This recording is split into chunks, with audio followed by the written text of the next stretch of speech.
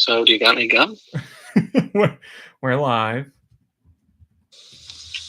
All right.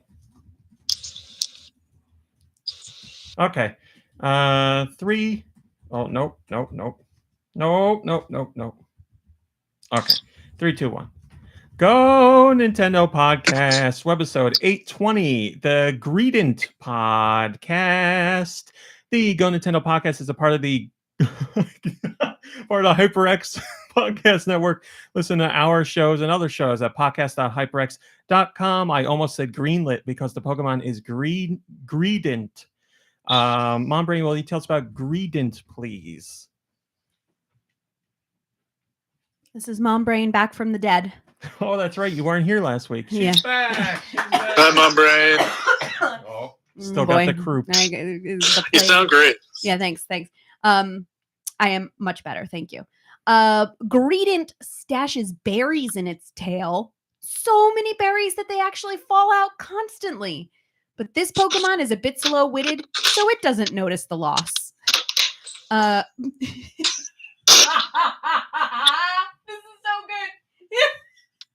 Just thinking about berries falling out of his tail. It's 2 feet tall, 13 pounds, male and female. The category is greedy. Now just remember, berries fall out of its tail constantly. Its ability is cheek pouch. Store these berries in my cheek pouch. Thanks, Mom Brain. You're welcome. So yes, this week, if you're not watching live, I will let you guys know that, or if you're not watching the video version, that the crew is not here this week because Mom Brain, or I don't know what to say. You want to say? Yeah, I myself have tested negative for COVID, flu, all that jazz through my illness. So I never had COVID, but I was directly exposed via close contact to someone with COVID at work. So she's fine, but we're taking extra precaution just to make sure the rest of the crew is fine. So they are calling in today, like we used to do, which unfortunately, is not the best. And it's not our favorite way to do the podcast, but they were nice enough to join by phone. So thank you. Nicky Hill is here. Hello. Kirby's here. Hey, everybody. And Doom Michaels is here. Cuckoo.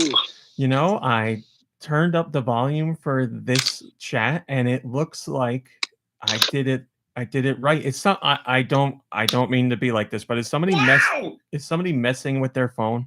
Because there's some like buttons being touched and clicking and stuff.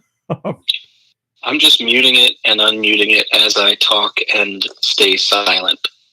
Yeah, I'm only unmuting and muting as well, and it looks like everybody was muted except there was sounds coming from your phone, which is weird because it's just sitting there. Coming from the phone we're using to talk to you guys? Yeah, while you were talking and reading Pokemon business, I heard shuffling and scraping and things. I don't know. I just ate like a handful of almonds. Is that maybe you heard me chewing? I thought, were you muted? I thought I was. Oh my god! Wait, did it sound like this? Hold on. No. Okay. No. All right, then I'm in the clear. Yeah, the little icon for the phone call from their end was flashing, so it was like something was rustling. I don't know. I think maybe if anything moves on the table, it might bump the phone. It's all good now. Okay. Well, you keep us posted. Maybe it's the real reason that you didn't invite us over, because you got so many new games you didn't know where to put them, and you put them where we would sit. I'm sorry. Last time the TV was in your way, but now you can't do the podcast because there's a bunch of games sitting there. It's actually DVDs. Anime. Oh my god, Anime. Dude! I thought you were there. I thought that was you standing there in the background. In the bathing suit? Yeah. Oh, that is him. Yeah, he's here. I'm doing that same pose right now, but I am not there. Hello to Antes Glitches and Burn and Cheese George. and Hylian Tom and Solid Master Link and Freddy Fro and Giant Reggie and Red Souza and Outlaws and Mommy. Hello, Mommy. And Nintimdo and Ice Dilbert and whoever else, Wolfric Chaser and Malakalo and NicoDarunia and all that I didn't see. Gecko Kitsune. I appreciate it. Hello, George. How are you this week? Feeling lime. That's good, George. Who is? Someone's doing something. That's not us. Someone's doing something right now. Someone's opening packages or Wait. Yeah, I thought I heard like a can open. yeah. Oh, yeah, I just opened a can of Coke. I thought it was muted though. You were not muted. Busted. Okay, wait. Can you hear me now? Yes. Okay. Can you hear me now? Yes. All right, then it's not working. So it was you. I'm pressing pressing the speaker icon. I don't know why it's not working. Well, the speaker icon doesn't mean mute, does it? It's the microphone icon. Oh, okay. I'm sorry. Whatever. You know it's when been like over a year since I've used this. Sorry. you know when he did the almond eating noise, I was gonna say it sounded a little like that, but Nicky Hill said no, so I was like, oh, maybe it's not. I wasn't fully convinced, but I didn't hear the eating sound. I heard like a rustling sound, and if I did hear eating sound, I pretty much would have figured it was Greedent eating his berries. That's right. Sherry's berries. the cheek pouches. Nicky Hill, I thought maybe you were trying to cover that you were snacking on something, but Oh no, I'm done eating today. Well, I think Kirby's really snacking on Takis and he's getting confused, and that's why he's not getting the buttons right. that makes sense. No, Yeah. I've never bought Takis. I think I'm just stupid. I bought I raw just have meat. normal confusion. I bought raw meat a snack today. I think they're called pitos, and they're like crunchy, like taki kind of flavored snacks made out of peas, but they look like Funyuns. I don't know what's going on, but he hasn't tried them yet. But Yeah. I like that they're called pitos. Give me the pitos. I would like several pitos, please. Hello to Josh Grobot, the one and only Josh Grobot. Giant Reggie, you got it right. Giant Reggie says this is going to be quite a show. It sure is. Josh Grobot, how are you, my friend? I'm the star of the show. Of course. Hanging and banging? Hell yeah. Hanging and banging. Hanging and banging. That's my new favorite. It's been on there or he's been saying that forever, but he doesn't say it often. So, all right. First things first, Mr. Grobot, are you busy at the moment? Can we ask for your expertise? Sure, whatever. Because it's someone's birthday. Mom Brain, I told you whose birthday it was. Do you remember? I believe it's NicoDarunia. It is NicoDarunia's birthday. Yes. So they have requested that the wonderful Mr. Grobot, if he's up to it, perform a little happy birthday tune. So Josh, I'll leave it up to you. You're your own man. Happy birthday. My name's Josh. Sorry, I wasn't listening. Is that what I sound like? That is, Josh. Nobody does it better, Josh. There you go, NicoDarunia. Happy birthday from Happy birthday. the whole Happy podcast birthday. crew. Freddie Frost says, now that we can overlay songs, what does this and the other songs sound like together? No, Josh, we don't want to hear that, Josh. I was just thinking about that. No, please. Josh, please. Josh, we got a lot to thank you, Josh. We got a lot to do today. I was just thinking of that song today. Because that is a single. No wonder he's a star. That is a fantastic song. Thanks. Very cool. You're very cool too, Josh. Josh, you seem like you're in a good mood today. I'm feeling so great. Thanks for asking. I'll take it. It's a rarity, but I'll take it. Why would you say that? Yeah, as I was saying it, I thought to myself, I shouldn't bring it up that you're in a good mood. So whatever. I've ruined it. We'll All right. be right back up. All right, moving on. I was so excited to share this moment in person with everybody. Unfortunately, it's not gonna happen. It's not gonna happen. But we are going to share it virtually. If you're in the podcast Discord, you already know probably. But if you're not, and you're just an audio listener, maybe just a YouTube listener, guys, we've done it. I am very proud to announce that Alf follows me on Twitter. We did it, everybody! All right. We did it. There we go. We did it. He listened to the podcast snippet about himself. He actually commented on Twitter about oh my god, that was extra loud. Turn that down. I'll work on that. What the hell was that? I didn't do it. Maybe the iPad's just loud in general. Well, let's try it now. Sure. Still loud. It is. My still ears loud. just got tweaked. I feel like that twinkled. didn't go down at all. Like I feel like I put it way down. Let's see. There, that's nice. Okay. Okay. Well, why are we doing it? Because it's Twitter? This whole show, Rami. man. This whole show. All right. The iPad's too loud. The iPad's too loud. Okay, but just for the record, everyone, I didn't set the volume on the iPad. Raw Meat told me what to do, so it's not like. Give me another fail horn. Whoops. I'll take that. That's good. That's good. Hey, So yes, Nicky Alf. Hill's been hanging out with Alf for like 20 minutes and no one's seen him. Alf listened into Oh, I've this been watching. crappy show, and he did tweet out a response about him being Marvel, and I forget who he said, but somebody at Marvel who he directly tweeted at in our response said that I'm sorry to tell you this, Kirby, but Judge Dredd is not canon, and neither is Alf in the MCU. So I kind of figured. as much as we wanted it to be canon, it is not. So Alf was in Marvel Comics, but that has been retconned, and I don't know if there's going to be any future Alf Marvel collaborations. So I hope so, but those just live in our memories, so we can still enjoy them. They just are not part of the official Marvel timeline. But as I said, more importantly, Alf follows me on Twitter, and this is only possible through the podcast crew and everybody else's help. We wouldn't have. Oh man, I wish. Who remembers the name of the person who brought up the Marvel publishing of Alf? It was somebody in the chat. I don't remember who confirmed.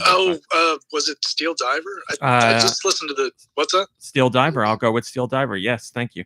Thank you to you. I'm pretty sure. All you guys, because without you, then we wouldn't have gotten Alf to follow us. So now Alf is a follower of GoNintendo on Twitter. Oh! So you can follow GoNintendo on Twitter at GoNintendo Tweet if you want.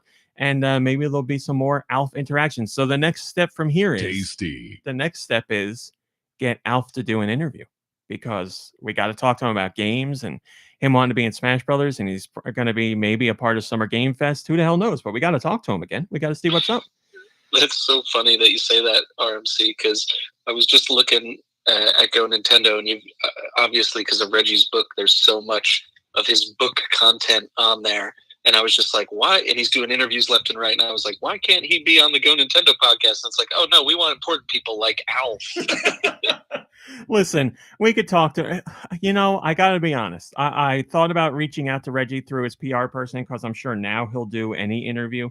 But, if you give me Reggie or you give me Alf, I'm going with Alf every time. We have serious stuff, but when it comes to the podcast, come on, man. Do we want to get that serious? Talking to Reggie would be fun for the site, to have a written thing or maybe an audio interview or something like that. But for all of us to interview Reggie live on the podcast, I don't know about that.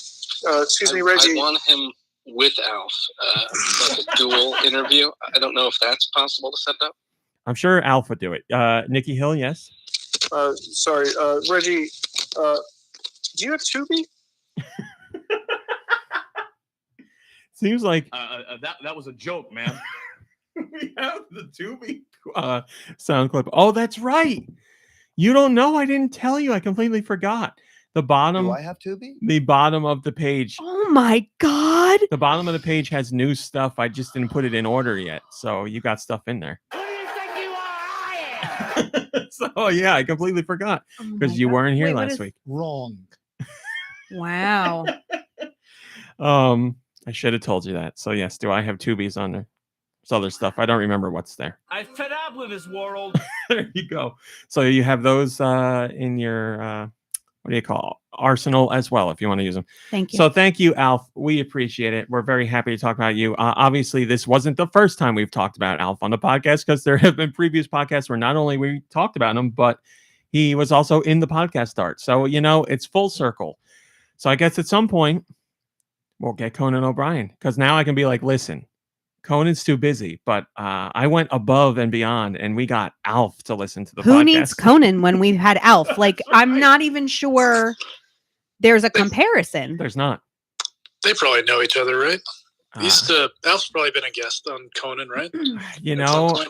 Conan's been around for so long. I would say there's at least a shot. I would say that Okay. Alf's been around longer. Oh, well, that's true. Yeah, that is true. I'm Team Alf, for the record. Ooh, staking a claim. Interesting. Okay. Do yes? Pardon me. You. What team am I on? It sounded like you had something to say. Maybe I was wrong. Oh, I don't, but I'm Team Alf as well. I mean, how can you be any other team? All right, Nicky Hill, go ahead. No, I'm Team Alf, but I think Conan was probably born before Alf. So Conan has kind of been around before Alf. Nicky Hill, what the hell is going on with your phone? You sound like, are you in a well or something? Well, I am in a well, and there just happened to be a phone down here, so I thought I'd give you a call. You sound like you're on Well, like I've seen everything. you're on like a tin can or something. Highly and Tom says he's doing dishes. Yeah, that's it. Yeah, that's what he did that one last time on the podcast. You're exactly right. Freddie Frost says, I would love it if you told the crew, sorry guys, can't come, COVID scare, but it was really the place, replace the three guys permanently with Reggie, Conan, and Al. All right. So You we know, could that's get amazing. I would, in my heart, I would be sad and upset, but like I would know that that's definitely better for the show. I would admit that. So I'm confident that I could get 2/3 of that for an episode. I'm confident I could just start the show with those. And none of us are here. Like Conan's all too busy, right? we're all like in another room, and they just like Alf is like, "Go Nintendo And podcast." all three of them are like, this is a Nintendo podcast. Just say. Who would you put on soundboard? It couldn't be Alf because I'm pretty sure he's got Alf fingers, and I think Reggie's hands are probably too big. He'd like fat That's finger, right. Yeah, he just pushed directly through the iPad. It would snap in half. so it would have to be Conan. Conan has great comedic timing, so Conan seems like a good fit. Eggplant Jr. says Conan was a writer on The Simpsons, show run by Al Jean and Mike Rice, who both wrote for Alf. There is a connection. Wow, That is amazing. I didn't know that about those two. I know those two guys. I did not either. Yeah, I know those two guys and their ties to The Simpsons, obviously, as well as The Critic, but I had no idea that they wrote for Alf. Because here's the thing. Well, no, I'm not going to say. That is very surprising to me. But yeah, now we have our connection. So there you go. You mark my words. I am going to email the rep for Conan and tell her about this Alf connection because I'm willing to try anything. Oh, Mom Brain just had a face that was like, ugh. look, I don't see the need to go chasing after Conan. It's not. It's a fulfillment of a prophecy. It's destined to happen. We just need to help it along. It's like that guy who did that podcast about Tom Hanks. And after years of doing the podcast, he got Tom Hanks to come on and do the show. So our end goal is getting Conan to be involved at the show somehow, record a little 10-second segment or do an interview or something. It's going to happen. But the one thing with that is that he never reached out to anybody connected directly to Tom Hanks. That all happened very naturally. So what are you saying, Nicky Hill? Patience. My We're saying boy. you're unnatural. Well, if anybody's unnatural, it's Alf. So I think I should get Alf to reach out to Conan. I just realized there's kind of another connection as well. Let's hear it. Well, Rami, you mentioned The Critic, right? I did. And some people might not know that Judd Apatow also used to write for that show. I did know that, but you're right. That's another connection. What the hell? And he's worked a lot with Paul Rudd, who has been like, a regular guest on Conan for a very, infamous reason. So anyway. Maybe we can interview Mac and me, or Mac from Mac and me. Well, Alf's got to know Mac, right? Oh yeah, that's a good point too. Alf is from. What was that? It's my talking Alf doll. The disc doesn't really work very well, but I changed the Alas. battery. That's like 90-year-old Alf. Hit me with it again.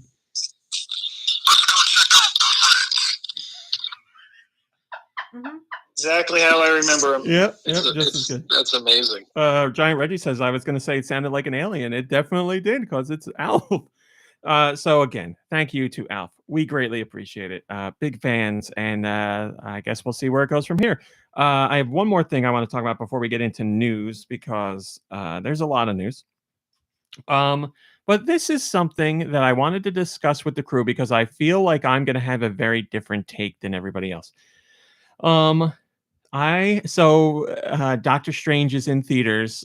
We had tickets to go see it. I bought my tickets a month ago, but I did not go see it because we are keeping safe in case we do have COVID. Which, for me was devastating because I've been waiting so long to see the damn movie. And now I know things are going to get spoiled and they're just because of work. So some things have already gotten spoiled. But I've seen people talking about theaters and seeing movies because people are going to see Doctor Strange and the Multiverse of Madness. And some people are cheering and clapping and yelling and whatever because they're enjoying the film. And I've seen lots of people being like, you'll never catch me being someone who claps at a movie, or you'll never catch me being someone who cheers for a movie. And other people are like, those people are so insufferable. If I was with one of those people, I would punch them in the face or slap them or stuff like that, which they wouldn't actually do. But I'm like, what kind of world is this? What kind of world is this? How do you guys feel about clapping and cheering in a theater? I'm fed up with this world. I would just like to say that I willingly and happily and freely clap in a theater. And I would certainly not, I don't think I've ever been like the only one clapping in a theater, but I would certainly not like put somebody down for doing that. I will, however, try to murder you with my gaze if you clap on an airplane. See, like another one, like that's I have a really hard time with that. I was going to bring that up too. I was going to say it's not as egregious as clapping when the plane lands. I'm not sorry. I have no soul. It left a long time ago. I'm not going to clap in a movie theater. I'll clap at like a play or a ball game or something, but I'm not going to clap at an inanimate screen. But I'm not going to be upset that somebody's that excited that they hoot and holler. And you got to expect that at this point if you go opening night to a full theater at a Marvel movie. Yeah, but you don't know that like one of the actors from the film is in there. Well, you don't have to. They might not step up. I do know he's there. I'll clap for him. Yeah, but you might not know they're there until you start clapping, and then they'll be like, "Oh, hey, thanks." Benedict Cumberbatch is there in like a trench coat. So you have to clap every single time, just in case. That's a good idea. Yeah, we should have clapped during Licorice Pizza. Nicky Hill, maybe somebody would have been in the crowd and we didn't know. Yeah, that's what I'm saying. Also, it would have been awkward because it would have been only literally two guys in the theater clapping. But that was Licorice Pizza, by the way. I really enjoyed it. Excellent, yeah. But clapping, I'll check it out. Clapping when a plane lands, is that the same as like, say you're at a store and the person at the checkout does their job and checks you out, and then you clap for them too? Like, are you clapping for the pilot? Well, I don't think people are expecting to die in a supermarket. Or are you clapping for a pilot as if they are an actor, like on stage? I think people are clapping because they're terrified of flying, and you're putting your faith in someone you've never met, and when you land, you're happy that you're alive. It's a morbid thing, which is why I don't like it. Like, it's kind of bringing attention to the fact that, hey, you just did something utterly stupid. You got into this piece of tin thousands of miles above the earth and you're dead. Or a mile above the earth, or whoever knows. But if it's a rough landing and the pilot does their best to land you, and are people not going to clap because it was a rough landing? And then the pilot's like, oh man, they didn't clap for me. The pilot can't hear you, can they? I'm sure the pilot can hear some stuff. Yeah. The flight attendants are there to tell the pilot everything that everyone is saying behind their backs. They're snitches of the air. See, here's the thing. Like, the only reason people are doing any of that, be it in a movie theater or be it in a plane, is because they are happy. Something has happened that they are happy about. Nobody's doing it because they're angry or upset or sad. They're doing it from happiness. And for somebody else to be like, these people, I ought to slap them. It's mind-boggling to me. Now, I agree there's a difference between clapping in a movie and clapping on a plane. But I'm like, the sentiment is the same. There's happiness fueling that applause or those cheers, and that's fine. Like, for me personally, when I go to, this is why it kills me that we missed opening night, because I've said repeatedly, both on the podcast and off, that being in the theater opening night for something like Endgame or something like that, when the crowd was so into it and cheered and cried and laughed together, that will forever be one of my favorite memories ever, because I was like, we are in a room of people who are having a good time, and that feels good to me. And I missed out on that with Doctor Strange. Now I'm going to go see Doctor Strange, and it's going to be, you know, whoever, a bunch of Joe Schmoes that are like, yeah, I'll see it when I get around to it. And now I'm not going to have the same experience. And I don't think people should clap when they don't want to clap or cheer when they don't want to cheer. That's fine. I'm not saying like, come on, guys, make noise. It's just I'm missing out on that experience, and I really value that. And I just can't believe, like, I think you're taking the right approach in being that you're saying, like, you know, if you're in a theater, you're not going to do it, but you're not going to crap on someone for doing it. That's fine. Like that, you wouldn't, you know, you wouldn't go on social media and be look at these assholes clapping for this movie. I can't believe how stupid they are. You're letting them do their thing, and it's just not for you. I think that's cool. So, I got no issues with that. Obviously, the plane thing is a step further, but I know this plane thing between the two is the one that makes people even more angry. So, Can I, also, can I mention something that annoys me? Maybe, grind your gears. Yeah, something that really grinds my gears is, excuse me, when somebody claps, when they're like watching like a football game on TV in like a bar or restaurant or something. For some reason, that really bothers me. I don't know why. I'm just like, they can't hear you. It's, exactly what Mom Brain said with the airline pilot. Yeah, but, I think it's a difference between like, people aren't doing it because they want to be heard. People are doing it because they are like it's an outward expression of joy. That's what it is, or happiness. But think about this, RMC. What if you're at some politician's rally and he's like, "Yeah, take that guy and beat him up or something," and everybody cheers? Like that. Those are the wrong reasons to cheer. And there are people who cheer for the wrong things. Yeah. I mean, I think cheering when the plane lands is wrong. I think cheering at a movie because you're excited is fine. If it's Schindler's List, it's a little weird. But like if it's a Marvel movie, yeah, okay, that makes sense. Speaking of politicians, who was the guy who said, "Please clap"? Oh yeah. For some reason, I thought of that guy. What, man? Who was that? It's not important. Just the clapping. Jeb Bush, says Giant Reggie, and I believe he's right. That's right. I believe he's right. So you're saying people who cheer politicians who want them to destroy opponents are the same as people who clap at movies or cheer when a plane lands do? Sorry. No, I'm not saying that. I'm saying I was just coming at you because you were saying, like, if somebody's clapping, it's like an expression of joy. And it's like, okay, yeah, but why are they joyous that they're like kicking some protester out of their rally or something? And he says, like, beat them up, and everyone hoots and hollers. Yeah, they're joyous, but it's not the kind of joy you want to be on the receiving end of, if you know what I mean. Oh, yeah. But, a movie and a plane landing are different from that. I agree with you. Like, that's a cheer or a clap or applause fueled by anger and hatred. And, like, when it comes to the plane or the movie, I don't think that's what's going on. Well, there's some sports fans that flip cars and set them on fire, and that's not out of hatred. They're just celebrating.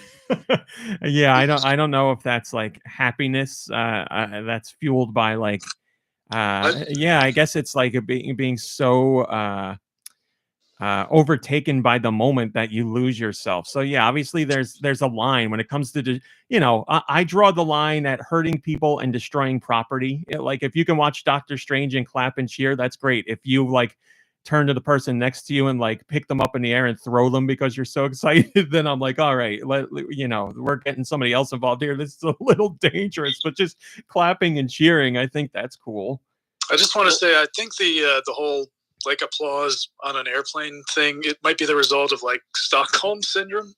Because the passengers are just like, thank you, Mr. Pilot, for not killing us in midair. Yeah, I mean, it's a crazy situation. You are going on this thing, a giant metal tube in the air that's going to soar for hours. And the guy who's flying it is someone who you've never met and will most likely never see again. And you're trusting that they are paying attention the full time and know exactly what to do. So I'm also trusting that there's a very high likelihood that they don't want to die either. Oh, So yeah. like I don't feel like it's one of those like, you know, to be I might clap if I knew there was a 75% chance we were going down. But well, I do fly Allegiant when I fly, so So there's 100% possibly a 75% chance that I'm going down. But like to me, like I am able to like I don't know why, because I don't do it in like any other area of my life, but I am able to, without medication or alcohol, get on an airplane and go, whatever's going to happen is going to happen. Like I'm more worried about having a lap baby next to me than I am about like going down. Listen, Yeah, that's pretty much how I was when I was just on an airplane. here's the thing. There were babies everywhere. I once had a lap baby They followed me touch through the airport. If you don't want to clap or cheer, that's fine. If you don't like, if other people are doing it and that makes you angry, I'm sad for you. But if you're not gonna like do something, But are to you them, sad for me? I am, yes. But if you're not gonna do something to those people, then that's fine. Okay, I'm sad that you're sitting there like, these people, this is so ridiculous. That makes me sad. I But was if you're just gonna let stuck them with do them their for how many hours in close quarters? Like, if you're gonna let them do their thing, that's fine. Ugh. But if you're someone who's like, stop, I'm gonna slap you. Why are you doing this? You shouldn't do this. If you're someone that stifles those people, it makes me sad. It makes me sad. I'm not gonna like be like, shut up, you guys are dumb. But like in my head, I'm like, I hope that they all get diarrhea. Tall shit. RMC, are you a plane clapper when it lands? I have clapped, yeah. I Oh, wouldn't man. be That's- the that's bad. first one to do it, but if there are people doing it and I feel like there was a nervous situation for me, yeah, I would 100%. I want you to give a Ric Flair. Well, here's how I see it. If we're in a movie theater together, okay, we all paid money to be in the same theater and experience the same piece of media or whatever it is. But if I'm to go with what Kirby was saying, if I'm in a bar and I'm not watching the game and some guy's in the corner clapping and hooting and hollering, like that's kind of like we live in a society. You should just kind of like calm down a little bit. You know what I mean? I'm not going to go up to the person and tell them to shut up, but I just think it's rude to be that loud in public unless we're all experiencing the same thing. Well, that's You know like what I saying mean? you go to a bar and, you know, some people are drinking a little harder than others and they're laughing and clapping at whatever the conversation is. And then you're also there, but you're not doing that. Would you get mad at those people too? Put your hands in your pockets if you got to clap constantly in public. I'm sorry, it's rude. No, I mean, I'm no, I'm talking about in a bar. Say you're like hooting and hollering and laughing a lot because of the fun you're having with your friends, but it's not sports related at the bar. It's fine if they're having a good time. I'm not going to get upset, but like if you're clapping and applauding and carrying on when for something that can't even hear you, it's, I don't know, it's a little rude, in public in certain spaces. I think not in the movie theater, and I wouldn't do it on a plane just because it's morbid. But I feel like I involuntarily, like when I get really excited about something, like you get like louder and like, if we're watching wrestling and, my guy comes on, I'm excited and that's how I'm like expressing my excitement. But I also, I think would like kind of know my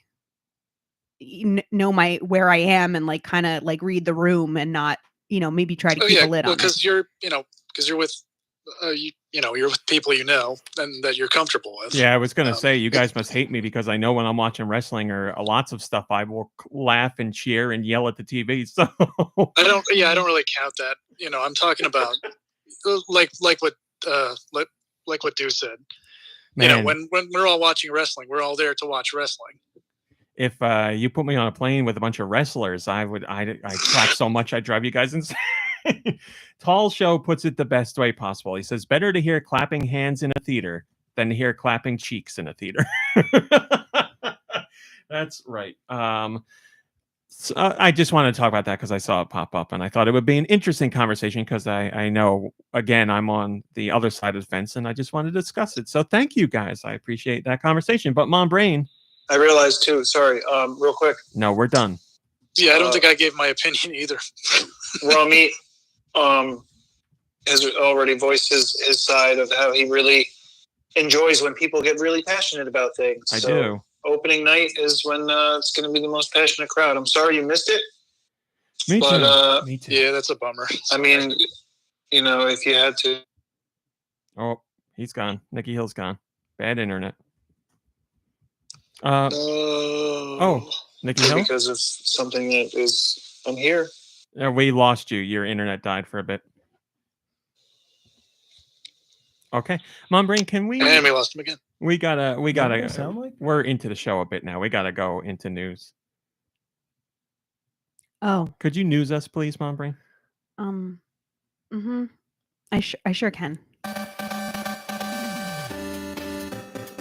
Thanks, Mom Brain. Mm-hmm. So, as Deux alluded to, there was a lot of Reggie talk this week. So, I believe what I'm going to do is hit all the Reggie stories at once because there's just a lot of them. So, I want to make sure we don't stories because I need to piece them together. But first, we'll start with people close to Reggie told him not to take the job at Nintendo before he took the job at Nintendo. He revealed this at his South by Southwest keynote where he said, there's challenges in working with a Japanese company, especially when you don't speak Japanese, but there's also cultural differences and things like that.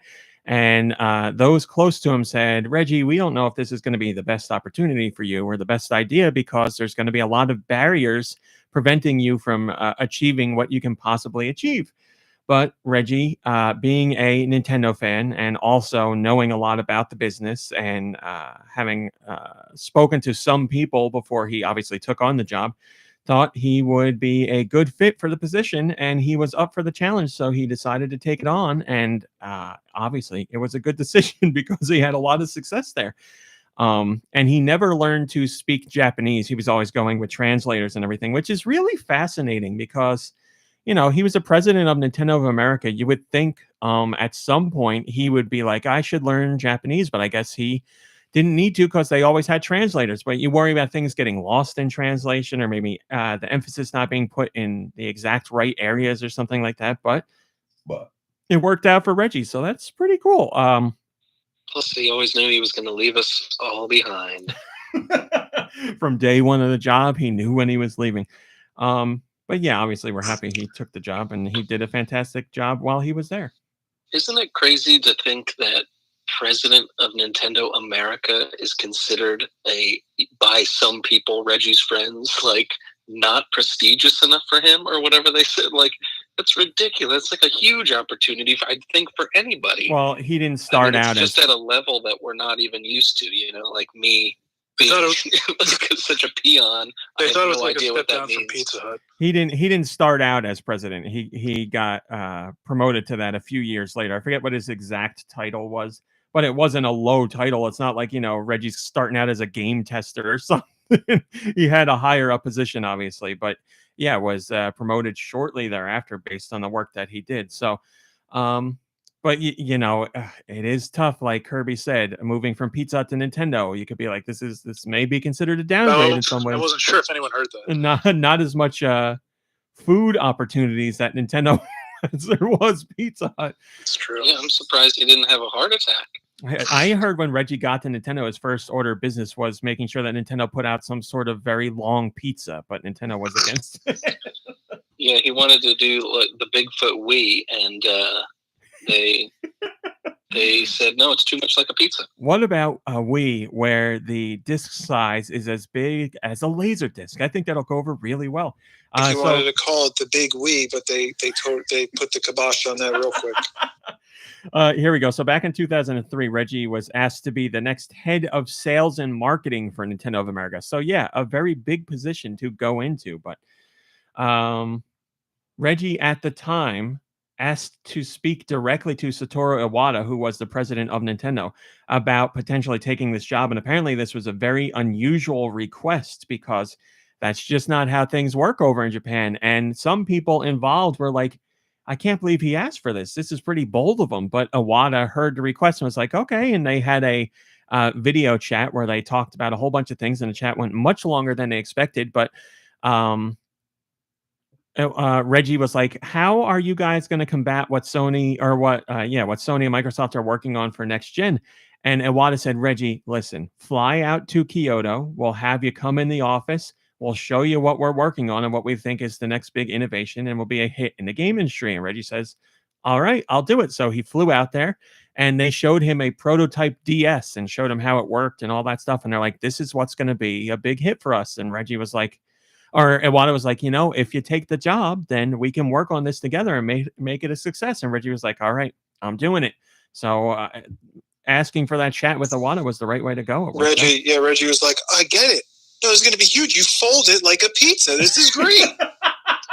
And then he said, we could call it the Weetza. And they were like, no, we won't do the name, but we like the folding. Nicky Hill, I really like that idea of they had to present Reggie with something that was pizza related to get him to come aboard.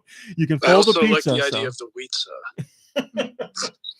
So he joined the company, obviously. What else we got here? Reggie says that my name is Reggie. I'm about kicking ass. I'm about taking names. And we're about making games. Originally said The that game is fun.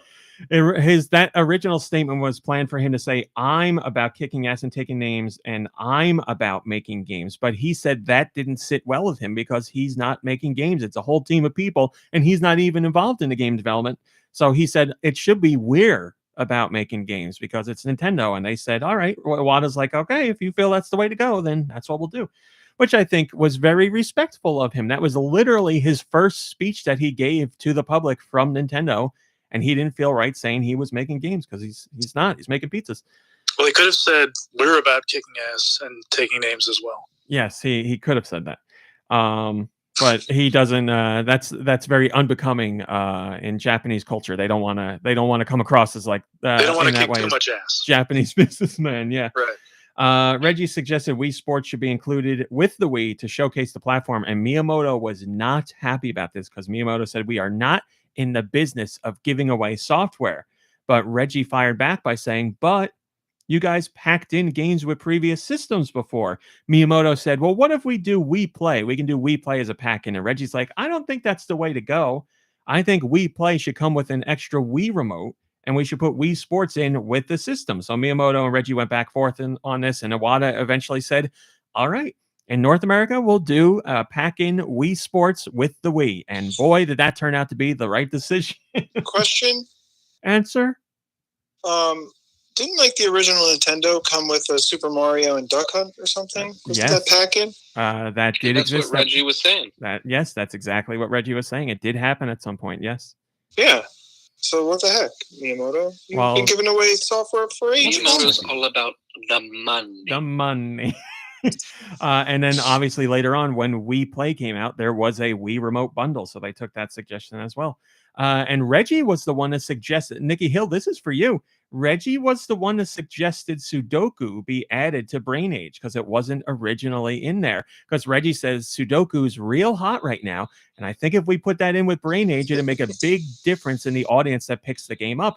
And Iwata was like, I'm not against the idea, but I don't know. We got to ask Dr. Kawashima because he's the Brain Age guy. And they asked Dr. Kawashima, and Dr. Kawashima was like, that is a brilliant idea. Yeah, let's put it in there.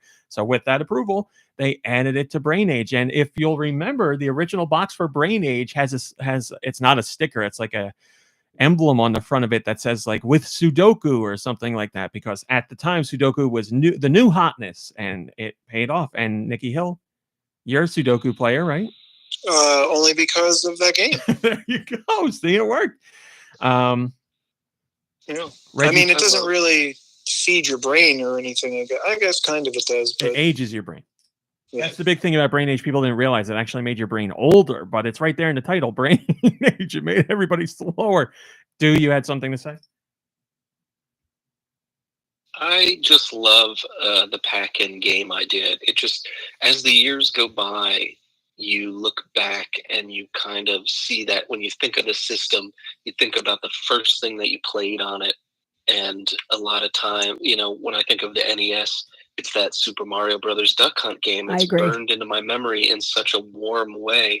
And it's the same with Wii Sports. Wii Sports on the Wii, every single person played that. Everybody Yeah. played it. And it just, when you think the Wii, you think about that. And it's just a wonderful bit of nostalgia. And like at the time, yeah, maybe it's not great business, but over time it was excellent business, and it was just, you know, for the consumer, just a lovely memory to kind of take with you throughout the years. You know, I don't think back on like Sony and Microsoft games that as fondly as that. You know what I mean? In a way, in a nostalgic way, kind of. Yeah. Yeah. No, I think of like Super Mario World, like, you know, I don't know. Is anyone else? Well, I obviously have fond It memories just got very quiet. I'm not sure why. of Mario and Zelda, or Mario and Duck Hunt when the NES came out, because I had that cartridge as well. And Wii Sports, or the Wii in general, was such a different, unique idea for video games. I really think it needed that experience to come with it to really sell people on that, because you know, it's hard to have a revisionist history and say, well, if Wii Sports didn't come out, or if Wii Sports wasn't included in the Wii, then it wouldn't have been a big hit. But you know, I think that's probably true. It may have taken longer to take off or something like that.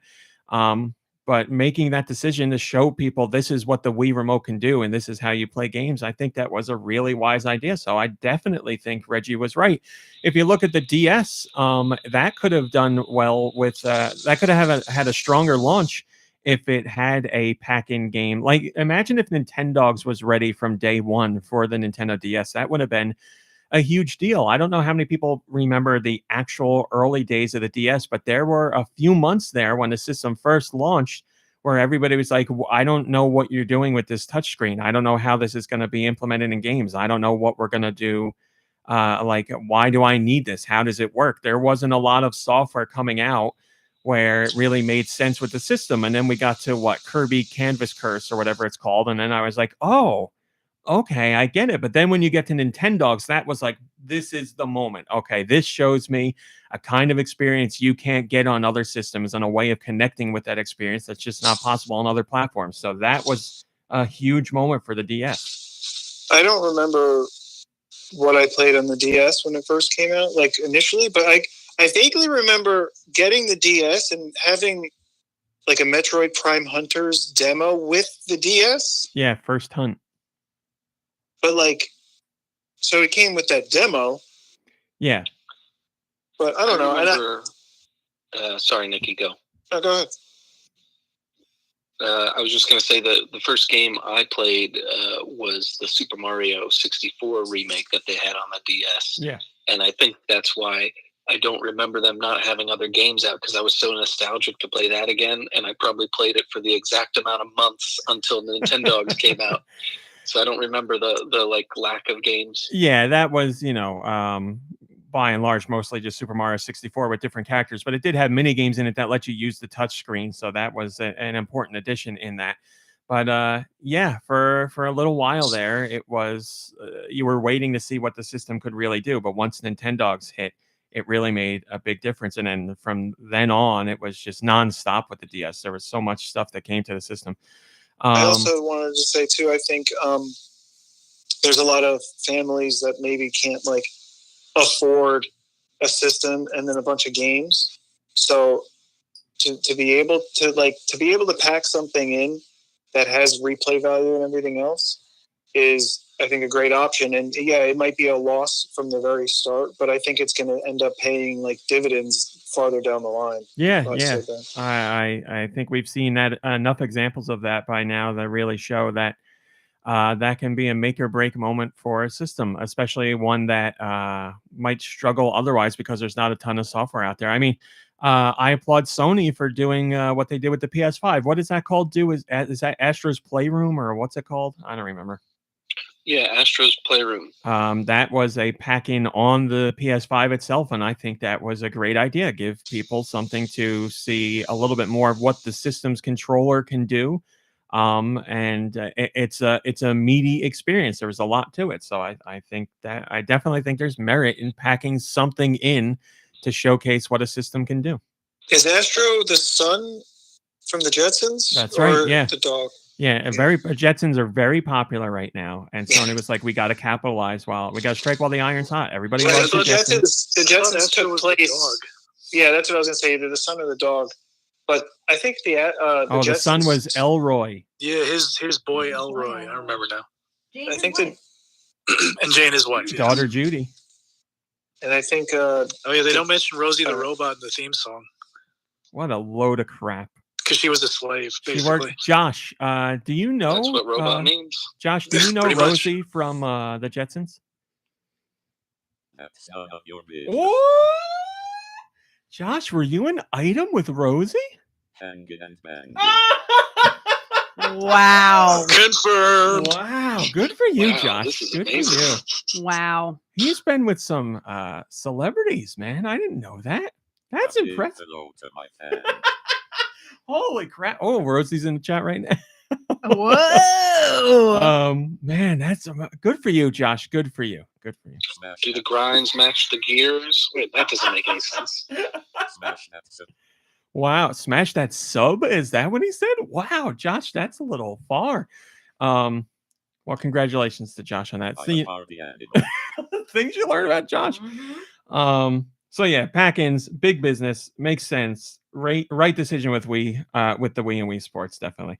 Also, even more impressive, Reggie was the one that came up with the We Would Like to Play ad campaign, which again, Nintendo wasn't too sure if that was the way to go. And Reggie was like, nope, this will work. Trust me. And it worked. That commercial campaign in general is one of the ones I remember the most about Nintendo in general. Certainly, I remember the slogans like now you're playing with power. And I remember the weird GameCube commercials that came out before that system actually launched.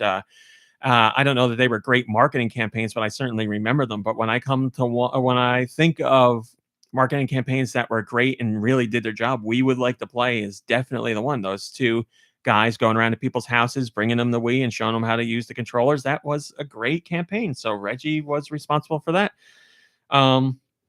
Reggie also said that he would have preferred if the Game Boy Micro wasn't launched in the US or had development halted altogether. He was not a fan of the system. He felt it was the wrong way to go at the time because he said consumers were getting portable devices that were bigger, not smaller. And he felt the timing on that was poor. And the system ended up selling in the States something like less than 2 million or something. So he's right. He was right. If there's ever a chance that you can meet Red, like, have you ever seen the Game Boy Micro in his hands? I think in press pictures, not in person. I have a feeling the reason he didn't want it being sold is because it was like smaller than his thumb. How can a man play this? Clearly, I can. You make a good point. It was impossible for him to play, probably. Reggie also went over to G4 TV for an XPlay interview.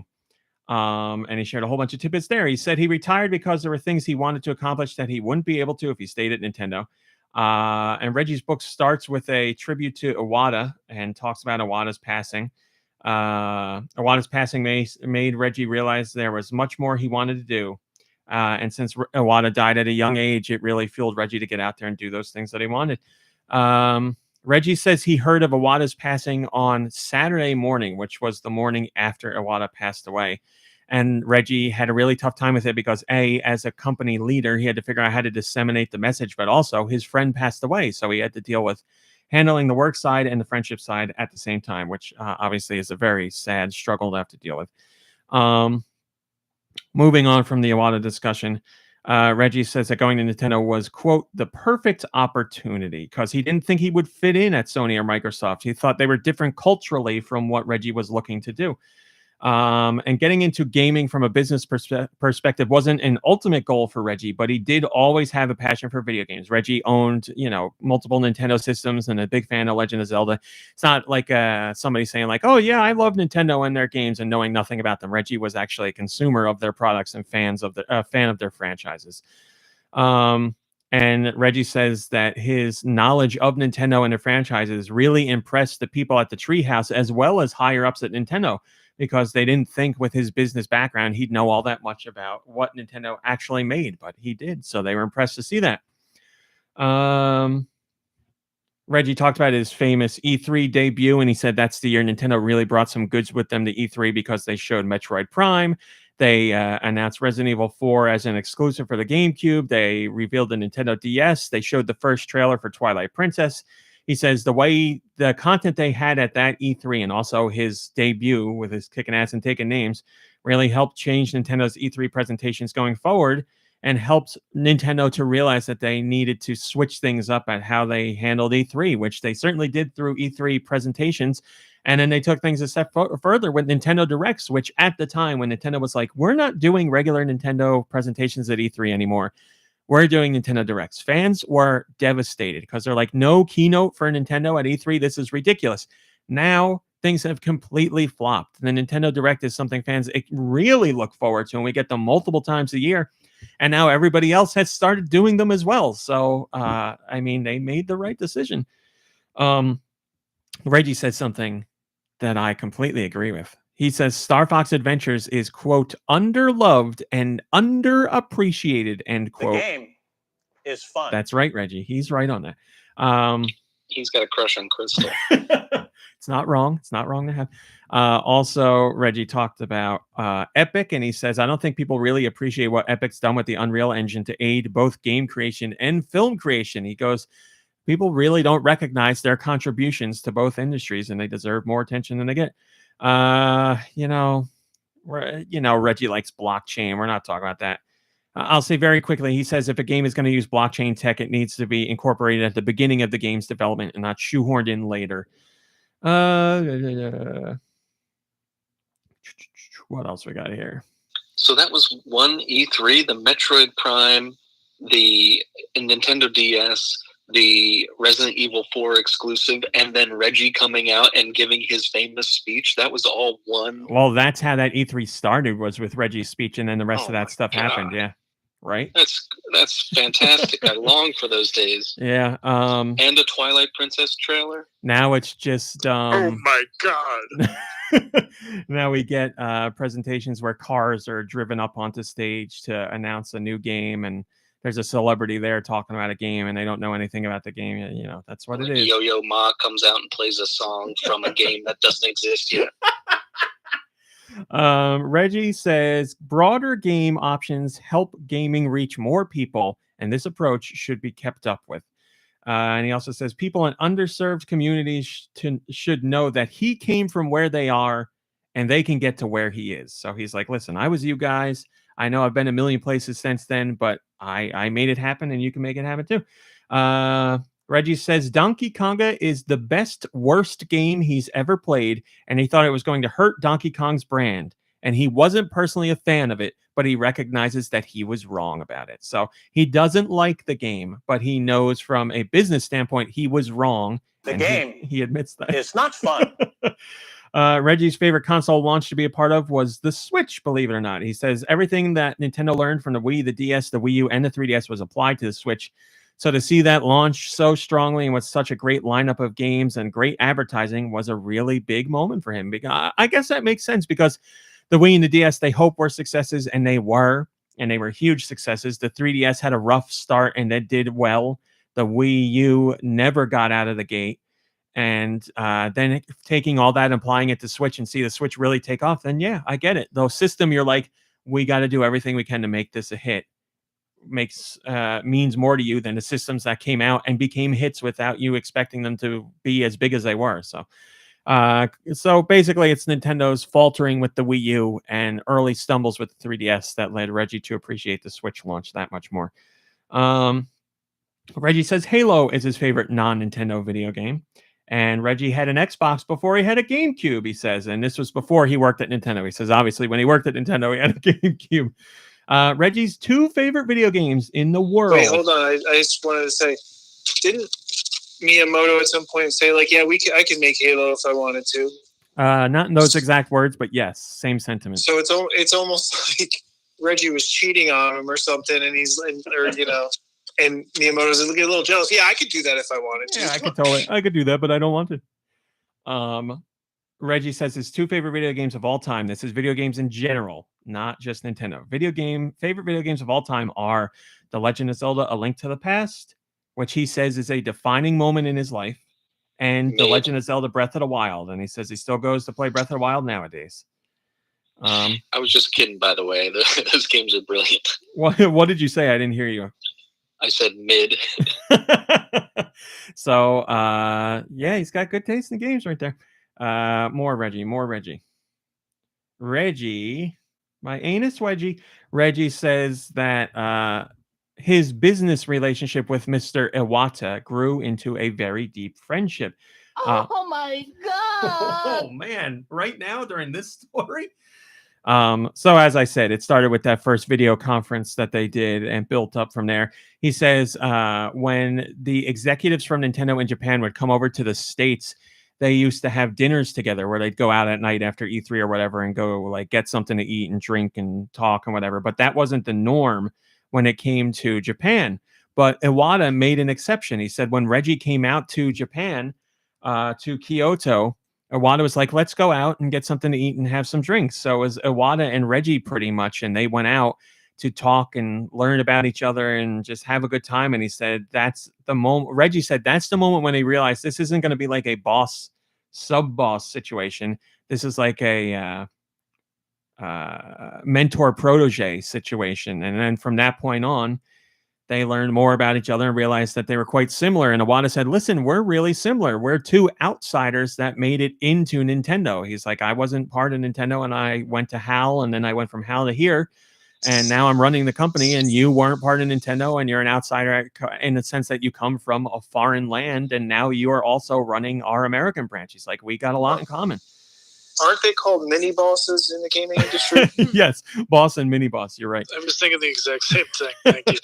Iwata also talked about how they needed to push Nintendo forward while also respecting where they came from. So he said Iwata was like, listen, we need to push the company forward in what they do and how they do it, but we also need to respect culturally where they are.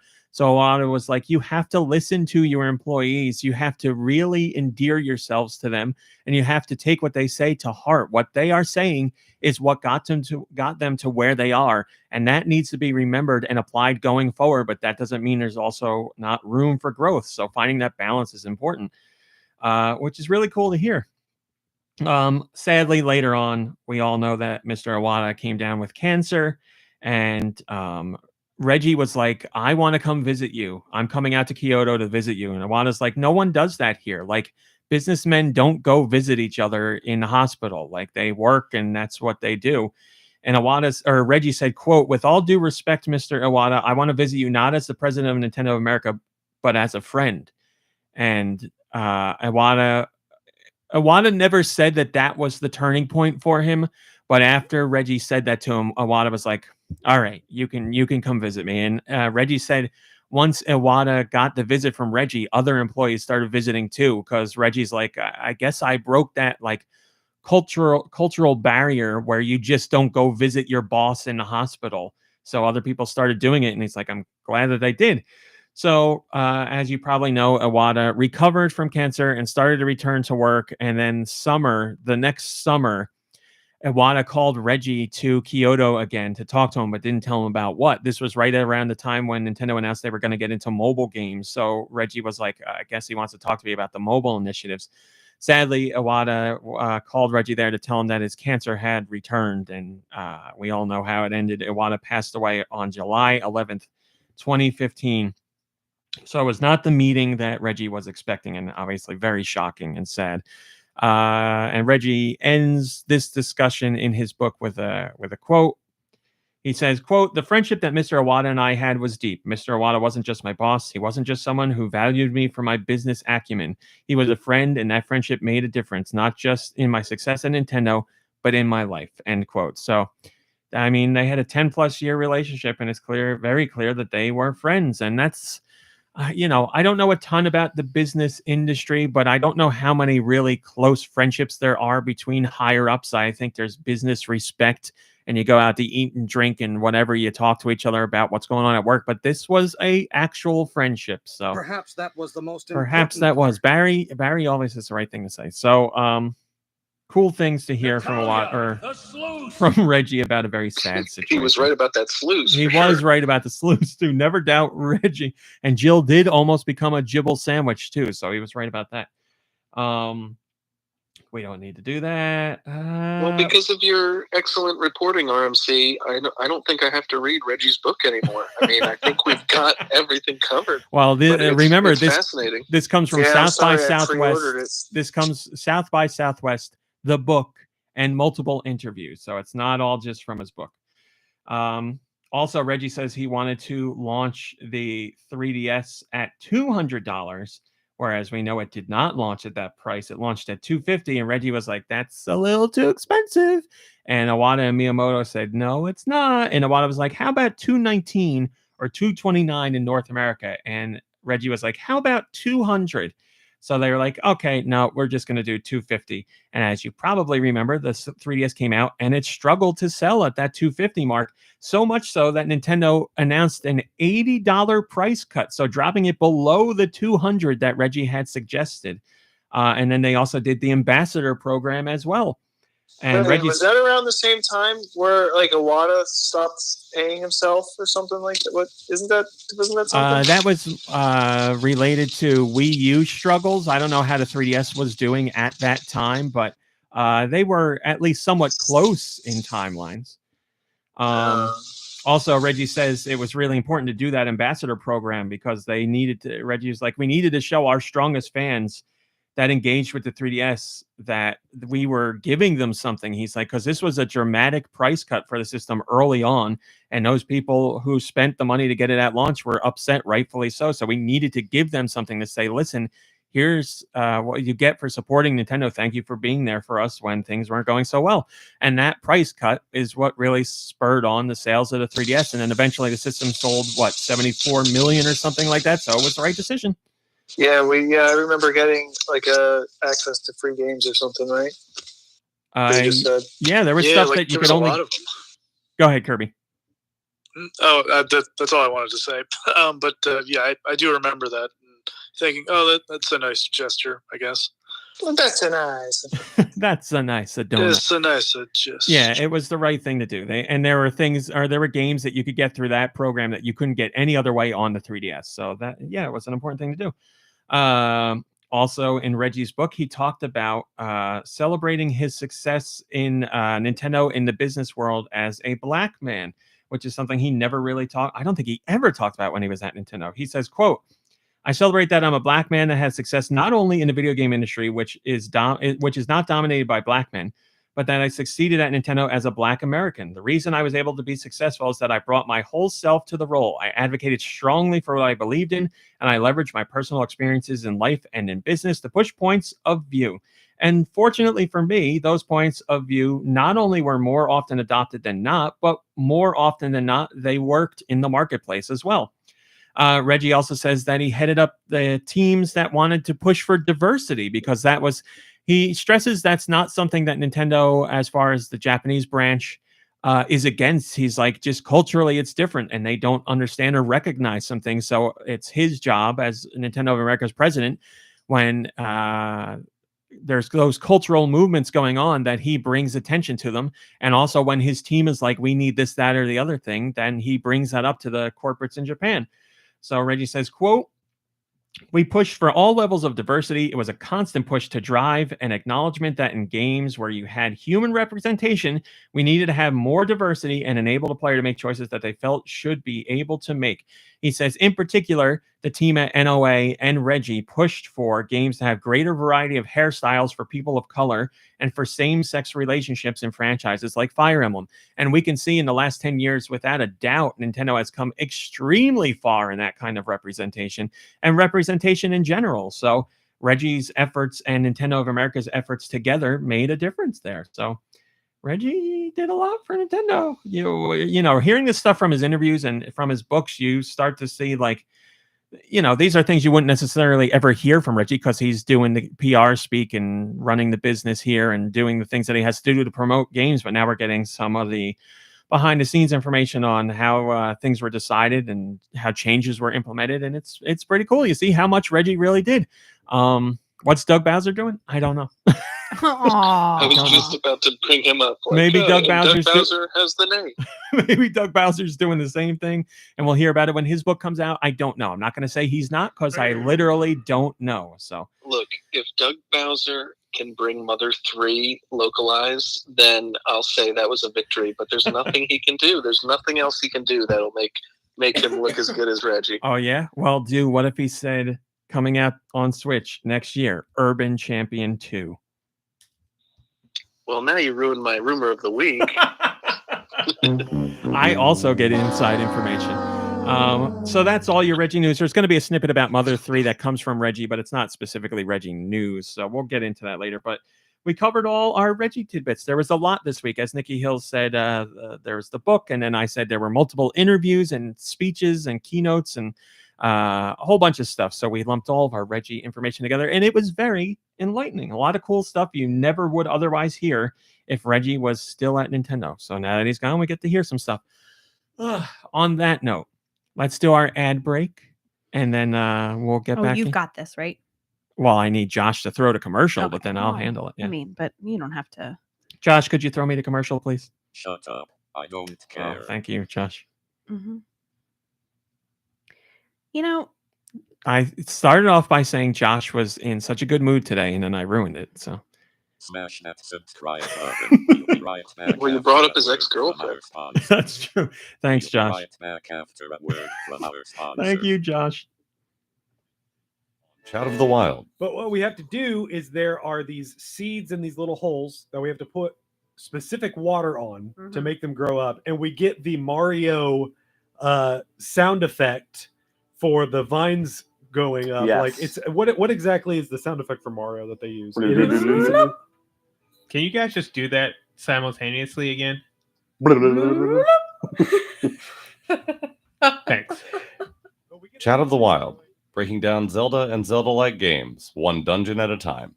Wednesdays on the HyperX Podcast Network. Do you like the TV show Friends? Then check out Watching Friends with me, Mark, and me, Ryan, every week as we go through every episode of this iconic TV show, giving you behind-the-scenes facts, our thoughts on every scene, and some personal stories.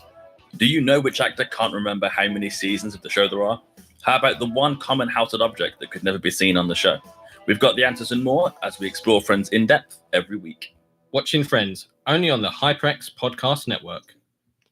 Thank you. I have one of my favorite kind of ads to do. I have a live read like we did that last time, but I got music this time. Mom Brain was with me while I was trying to find music to back it.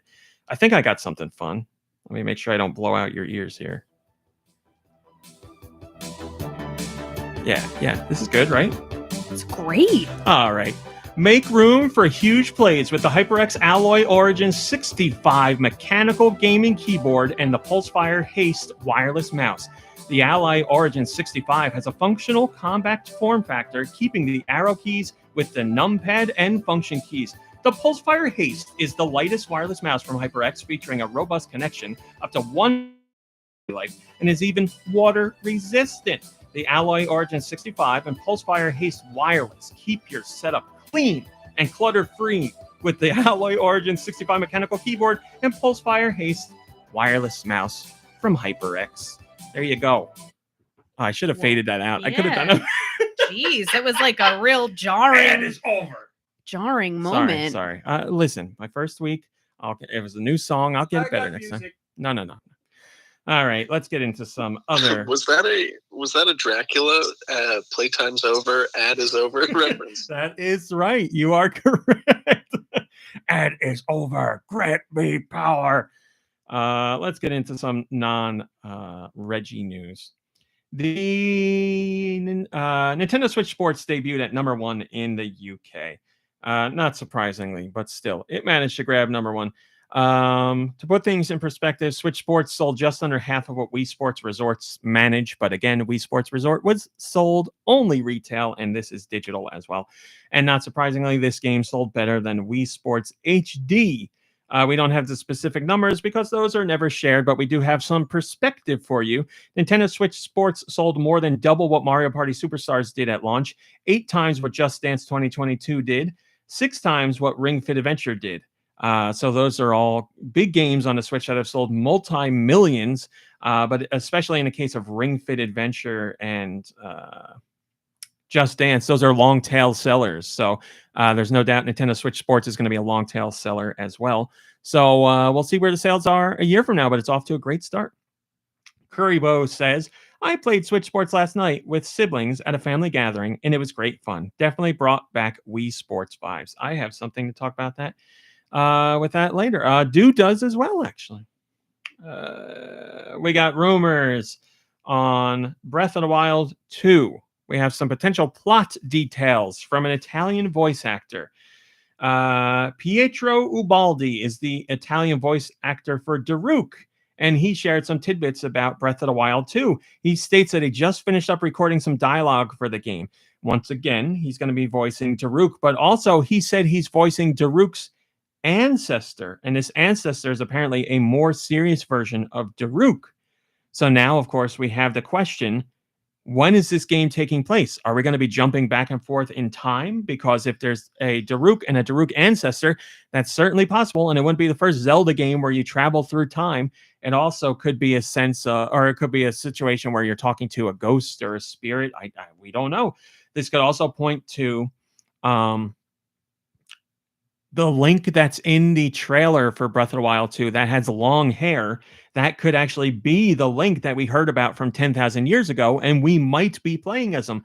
Or we might play as multiple versions of Link. Or maybe today's Link travels back then and takes over the spirit of the long-haired Link. Nobody knows, but there's some sort of history element going on here, because with Daruk's ancestor involved, some kind of time traveling is happening. You, Link, are the hero. Yes, Nicky? What if it's a story like Multiplicity with starring Michael Keaton, where Luke clones himself so that he can get more done, and then that clone is like, you know what, there's a lot for me to do now, so I'm going to clone myself, and then it just gets out of control. I heard clones himself? Link? I'm talking about Link because you were talking about Link with long hair and Link. Oh, it sounded like you said Luca or something. Luca. But yeah, the other thing about the ancestor, do grandparents count as ancestors, or do ancestors have to be like generations like separated? Pretty sure your grandparents count. The look on Mom Brain's face was like, what is he saying? Well, that's what I That thought. was amazing. That's why your ancestors or no? No, but like, so like maybe Can it's your uncle be Daruk's your grandfather ancestor? or something. Like maybe they're still alive, and it's just like, I don't know. Well, could just be a flashback in the story or something. You know? It could be a flashback, yeah. There's a whole bunch of options here. Is it a playable flashback? Is it stuff we're just seeing? Is it only the character speaking to Link through telepathy? We have no idea. But it's that long-haired Link that we see in the trailer that people are like, are we playing in the past, where we get to see what actually went down 10,000 years ago, as is referenced in, the last game, obviously. But Well, I, for one, know how hair grows, and over time it gets longer. So you're saying this is the future? Or maybe they're finally trying to do the multiverse thing. I don't know. This is just this one little tidbit of information from this voice actor gives us a whole bunch of potential branches to follow. But yeah, something. So does this voice actor, Pietro Ubongo, does he get chastised by Nintendo for giving this information out? Well, We got a new bongo. that's the question. Because it certainly seems like something you shouldn't say, and I'm sure he'll get reprimanded for it. But when it comes to Nintendo of Europe and Nintendo of America, they certainly handle things differently. So I would imagine someone has talked to him, yes. But also, which is often the time with actors in movies and films too, they don't realize sometimes that they're saying things that the public doesn't already know. So they'll talk about characters and roles where they're like, oh, I thought this was already talked about, because it's not made clear to them when they're recording. They'll have like an embargo that tells them don't say this, that, or other thing, or don't talk about it, or speak generally by this date and stuff like that. So they'll end up saying something they don't even realize they shouldn't say. So, I mean, look at Tom Holland. He's said things about Spider-Man before in the past where he wasn't supposed to, even when he was directly told he was not supposed to. So it happens. But yeah, I don't think the guy will get fired or removed or anything, but I'm sure he said something. In this case, Nintendo wish he didn't say. So Kuribo says, ancient champions to sell a new set of amiibo. Yeah, that could always happen. More champions, so more amiibo. We got some data mining of Nintendo Switch Sports, where we're talking about things that will potentially come to the game. And in this instance, we're talking about more sports. So we know that there's a future update for free that will add in golf, which I'm very excited for, because golf was one of my favorites.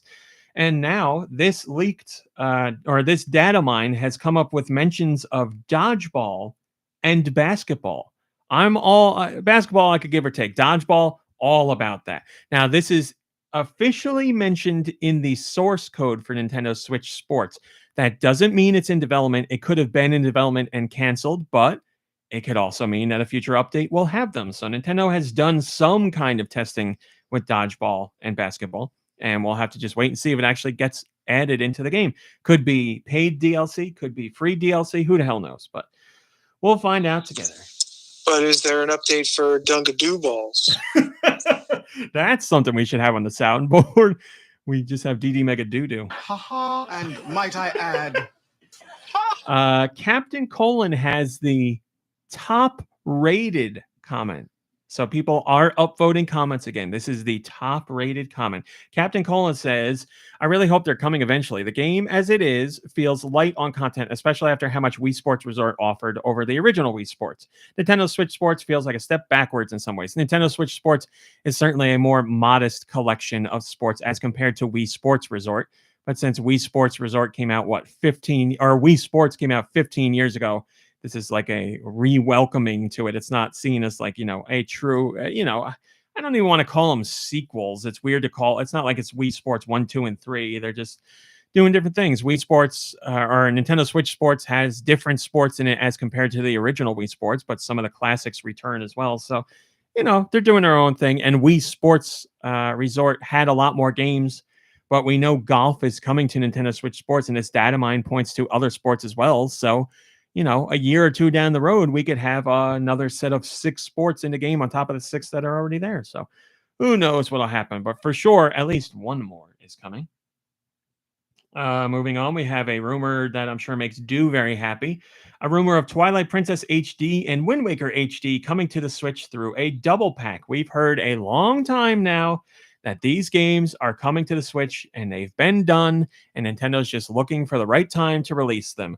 And now with Breath of the Wild 2 being pushed to spring 2023 and Nintendo wanting some sort of Zelda presence on their systems every year while people wait for the mainline game, it wouldn't be surprising to see this double pack fall in place. This comes from Jeff Grubb, who is a very well-known insider who is usually spot on with his information. He says, quote, Nintendo wants to have a Zelda thing every year. They've been holding on to this. Why wouldn't they just put it out this year? And if they don't put it out this or some other Zelda thing this year, instead of just waiting for Breath of the Wild 2, I just will not understand. I like the way Grubb thinks. I do think that this game, as much as it was a joke in the Mega 64 video, I do believe it does actually come out in October. I think we get that in October. We get Metroid Prime's remaster in November. And we get Advance Wars 1+2 in December. So again, he's saying, for a long time now, Nintendo has done a Zelda game a year, but not a mainline Zelda game a year. It's what they do with all their other franchises. You may only get a mainline Mario every 6 or 7 years, but you'll get something Mario every year. So you only get a Zelda mainline game every 5 or 6 or 7 years, but you'll get other Zelda games in there, spin-offs. So they don't have one that they've revealed for this year yet. And with Breath of the Wild shifting out of this year, if these 2 ports do exist, it would certainly make sense that they slot them in this year. And they're like, listen, we know Wind Waker HD. Wait, Twilight Princess HD is only on the Wii U as well, right? Yeah? Yeah, that's true. I'm not sure about that one. I never owned that on Well, Wii U. the Wii wasn't... It wouldn't be on the Wii. And they're only on the Wii. I just got to go in the Discord. I'm sure everybody's like, yeah, you idiot. Both of those games are on the Wii U, so yeah, Nintendo doesn't want them trapped on the Wii U forever. So if this delay opens up room and they want something Zelda this year, then yeah, do that. That'd be great. But again, just a rumor. I'm a cynic, so I think the reason we didn't get them last year when it was like the Zelda anniversary is because they knew they were going to be pushing Breath of the Wild back, and they waited. Hopefully then to release those games in a double pack this year. And then they can officially say, oh, we had a Zelda for every year. I mean, that's a way. I'll just be happy to get it. Yeah, it sounds like a good theory to me. I if your game's going to get delayed or you're pretty sure you're going to need more time for that, then yeah, you shift things around quietly. Tentavision says Twilight Princess on 4 consoles in a row, proof of its greatness. Yeah, it would be GameCube, Wii U, and then Switch. That's true. What an honor for Twilight Princess. I didn't even think of that. Smasher89 says remakes of 2 remakes of last gen. Been a while since we got a new small Zelda title. Would prefer those for sure. Was Triforce Heroes the last? Well, I guess if you're not counting Cadence of Hyrule, but Cadence of Hyrule was very much a side Zelda experience, although it was music related. What was that? What about Link's Awakening? That was kind of tiny. Yeah, but was Link's Awakening? Well, Link's Awakening is a remake. He's not looking for a remake. He's looking for a new. So he's talking about Triforce Heroes, and I would include Cadence of Hyrule in there as well, or like a Link Between Worlds or something like that. So he doesn't want a remake or a re-release. He wants a new small side story. Which, yeah, I would much prefer that over a re-release of a game any day, anytime. Give me a new Zelda side top-down Zelda. That'd be great.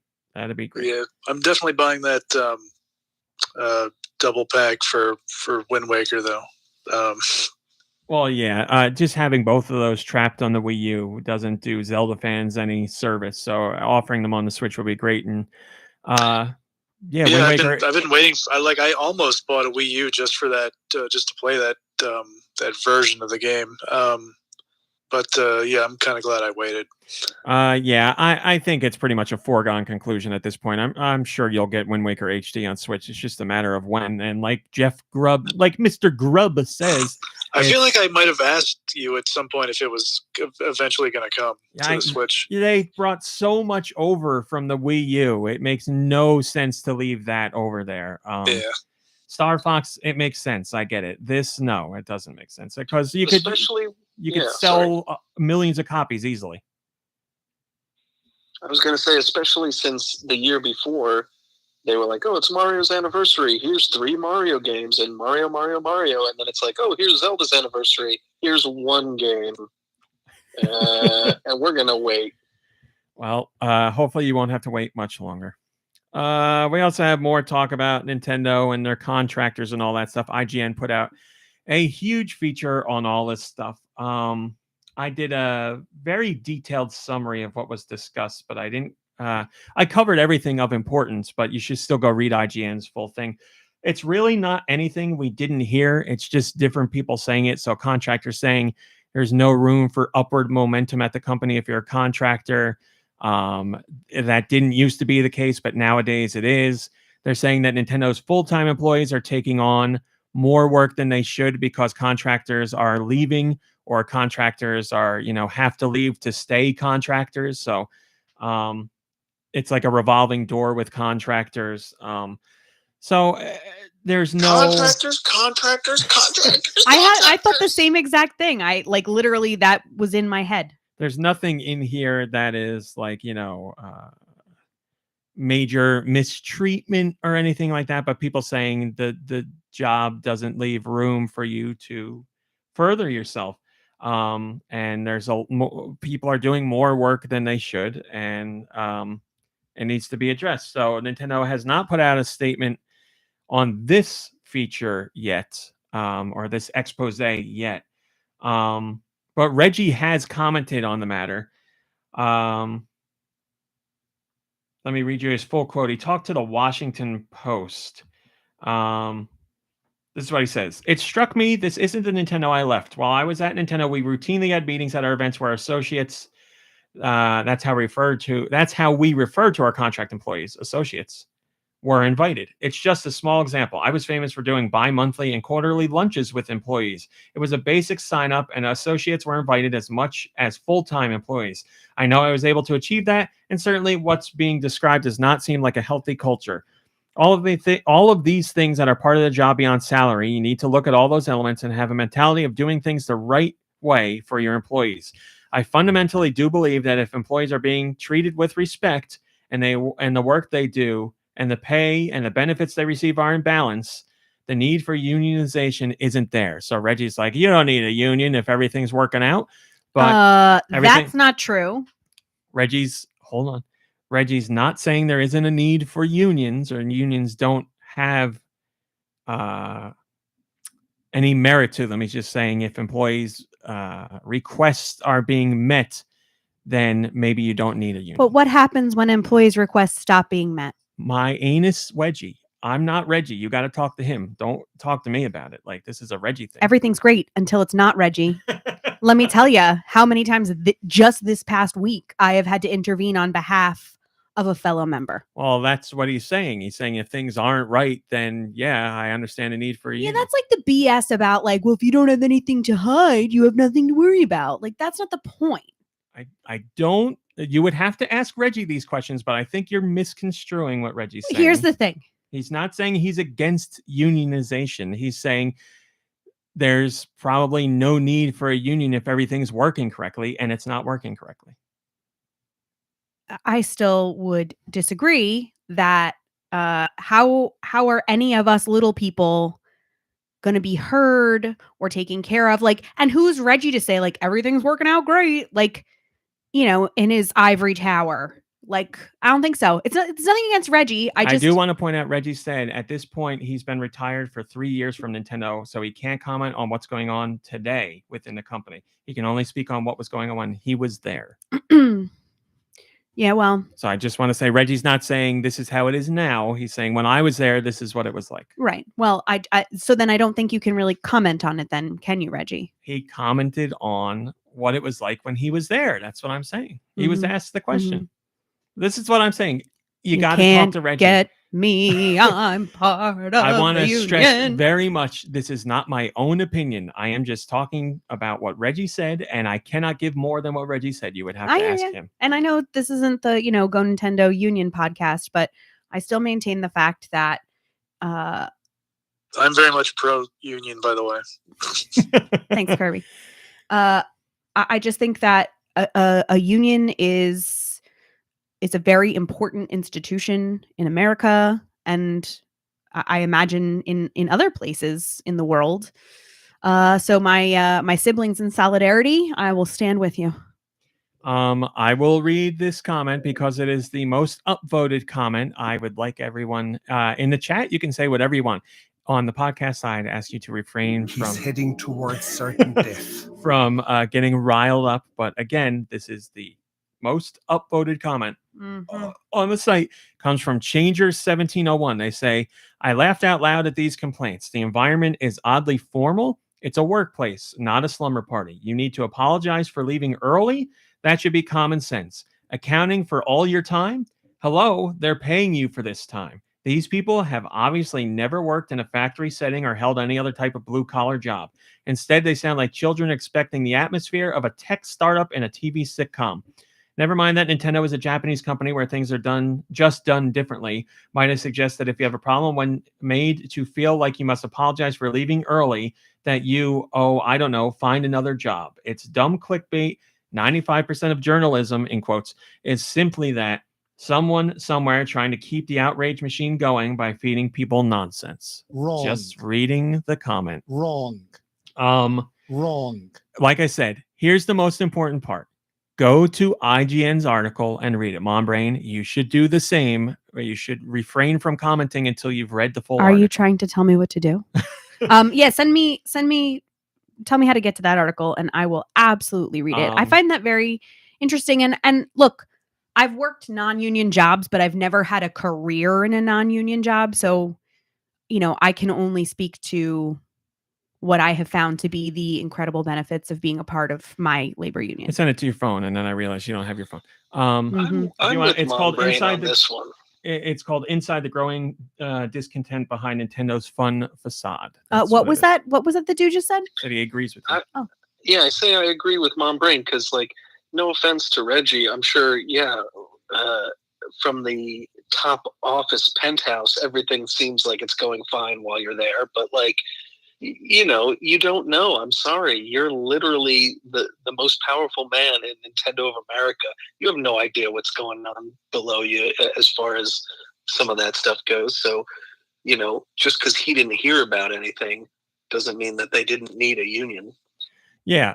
Again, I am just telling you what Reggie said. I'm not arguing either side here because I do not have anywhere near the right amount of information to comment on it because I can't speak to Reggie and I can only go off of the anonymous sources that IGN spoke to and Reggie's comments. So I'm just giving you those. I'm not saying anyone's right or wrong because I honestly do not have enough information to form an opinion on this. I think that people at the top who make a comment that says a union isn't required or necessary can sometimes, and I'm not saying this is Reggie, but can sometimes make comments like that because they stand to lose something if their workers unionize, right? That's what the world is, right? Like, I'm going to take my stance based on what I have to lose or what I might not gain. And so I think that some people can see their workers unionizing as a threat to their pocketbooks or to their bottom line, or, that somebody's going to call them out on something that they shouldn't continue to get away with. So I'm immediately suspicious of someone who's like, well, if everything's fine, you don't need to unionize. But also, if everything's fine, you don't need to not unionize either. Like, I see no reason why you wouldn't. But that's, I agree. That's just me. Well, thank you for sharing your 2 cents. Like I said, read the article and see what you think. Yeah. Another questionable take from Reggie. Like what was the thingy? Oh yeah. What Dew mentioned last week about the NFT stuff. Blockchain and all that. And blockchain. Be great if he could come and talk to us about it, wouldn't it? I don't think That's our probably all you podcast talk is the about, place yeah, for is that blockchain. kind of discussion. That would have to be its own feature. Well, that's what I'm saying. Like, I'd love to Also, talk to him I'm about not it. equipped enough to have that kind of discussion. I would need to do a lot of research before I did that, because if I'm going to do an interview, I'm going to grill you during the interview. It's not going to be like a placating interview. But I can't. There's only so much I could speak on it from now. And I'm not going to be starstruck with Reggie and not ask him the important questions. Like, I would say you would be the better one to ask those questions, at least coming from the workforce. My scope is limited, though, right? Like, I'm part of a teachers union, which is not, Well, like I said, I know Reggie's PR handler. If I could, I'm not in a position now to do it because I know it would be a waste of his time, because I can't ask the appropriate questions. I'm not as well informed as I should be if I was going to do an interview like that. I would just love to hear certainly intriguing. I would love to hear his side of it. Like, I would just love to know, like, like from where you're sitting, what would be the detriment, right? Because so this is why I didn't want to get into it, because I can't. There's all we're talking about is us saying what Reggie because thinks. there's clouds in the way. So high up. We need that rim shot. Yeah, I almost said rim job again. What? It's the second time I've almost. Wait. Nicky Hill, say it again. I can't see from where I'm sitting because there's too many clouds down below me. Haha, and might I add, We do have some more Reggie news, but like I said, this is tied to Mother 3. So for a long time now, with Reggie news. For a long time now, people have been wanting Mother 3 to be localized, and it was never localized, and it still hasn't been localized. So, of course, now that Reggie is not at Nintendo, he's been asked, hey, Reggie, what's the deal with Mother 3? Because Reggie got asked so much about Mother 3 while he was at Nintendo that it became a meme. If you'll remember, one of the E3s where the Robot Chicken Gang did all the little E3 presentation stuff, they had someone in the audience of their skit ask Reggie about Mother 3, and he threw a fireball at them, I believe. But now Reggie can speak about it a little more. And he says the initial decision to not localize Mother 3 happened before he got to the company. But afterwards, he had discussions with Iwata because he knew so many fans were really passionate about it. And he says, listen, Super Nintendo game didn't sell well. He thinks it was marketed poorly, which I agree with. It was marketed poorly. So he said there's a lot of things there that prevent the new game from getting localized. Cost and time and all that stuff. And they don't numbers. Like the numbers aren't there to warrant a localization. But he said he talked to Iwata. And he says it just wasn't a priority. They were putting all their time into making DS games and launching the DS and working on Mario Kart and Metroid Prime Hunters and Pokemon and all that stuff. But he said there was a serious conversation when it came later on to the 3DS days and when he launched a Wii U. Reggie says, quote, We should look at making the game available digitally through our digital storefront, because at that point, the production and distribution costs are at a minimus. We had already had conversations about having a group of games that were not localized. Pure Japanese games were made available, and we did that for a number of titles. They did, and those games did okay. Mr. Iwata and I had a conversation about Mother 3. So this is the craziest part. There were talks about Mother 3 releasing worldwide, but eventually there were talks about that game, Mother 3, coming to North America and Europe, but it would not be localized. It would just be in Japanese. And again, as Reggie said, there have been instances of games on the 3DS and the Wii U that did launch worldwide that didn't have official translations in them. But I don't know, maybe there were, I'm trying to remember what games fall into that categories, but those categories, but I think the majority of them weren't so text heavy. Like I can't imagine playing through an RPG where you don't have the text to know what you're doing. So the idea of just being like, here you go, Nintendo fans, here's Mother 3 in Japanese. You'd be like, I waited decades for this, and this is the version I get. Like, I can't imagine that happening. I would think that would make people even more angry. But that obviously didn't happen. And Reggie says now, when asked about localization, he says, quote, "Don't hold your breath. Again, I'm not there anymore. I don't know what's going on." He says, while Mr. Iwata was alive, he really understood the passion that fans had for the Mother series. And you need to remember that it was under his watch that Earthbound Beginnings was first brought on the Virtual Console. And so the company knows that there's a lot of passion for the franchise, but thinking about how to make it current, thinking about how to make it bigger than just the, let me call it the relatively small group of fans that desperately want to see Mother 3 or something next in the Earthbound series. That's what the company, I'm sure, has been thinking about, and they just haven't figured out the solution to that, or at least they haven't been prepared to talk about it. So he's saying if they were to do Mother 3, it would have to be in a way that is like, this is the new path forward for the Earthbound franchise. Like, we're not just going to put all this time and money and effort into an official localization of a GBA game decades later. This is going to be something to welcome back Earthbound to fans. And it's different with Earthbound Beginnings because that game had a localization years ago. It just ended up not getting localized, and they went straight to Earthbound on the Super Nintendo. So that localization was there, just never released. As far as we know, Nintendo never did a localization for Mother 3. So that would have to be started from the ground up, or most likely, even if something was there, they would have to scrap it and start all over. And it's an RPG, and it's a text-heavy RPG. Like, you'd have to put a lot of time into that. So it is disappointing. Yeah, and I know Reggie's talking about it being a small group of passionate gamers that are into Earthbound, and it certainly is a smaller group as compared to Nintendo's franchises like Zelda or Mario or Pokemon or anything like that.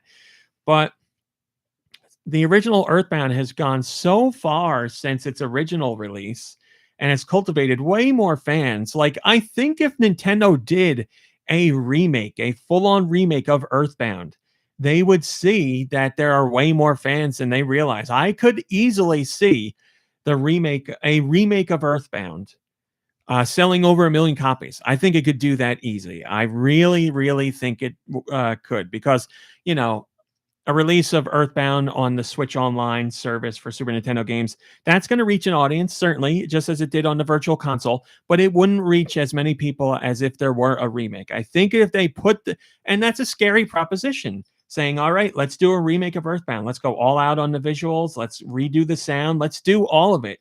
Going all out on that is going to cost money, and you have to keep in mind, you're doing that for a game that didn't sell well when it first came out.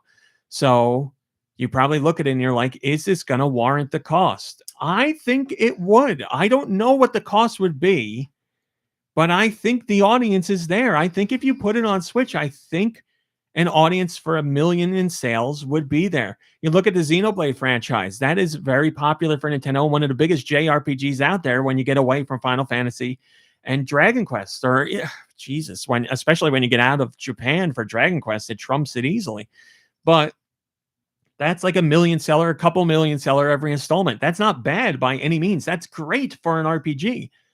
but I think Earthbound could match that. I really think an Earthbound remake could match that, and I that's just from like, for lack of a better term, boots on the ground. Like I see the conversations, I see the love for the game, I see the discussions.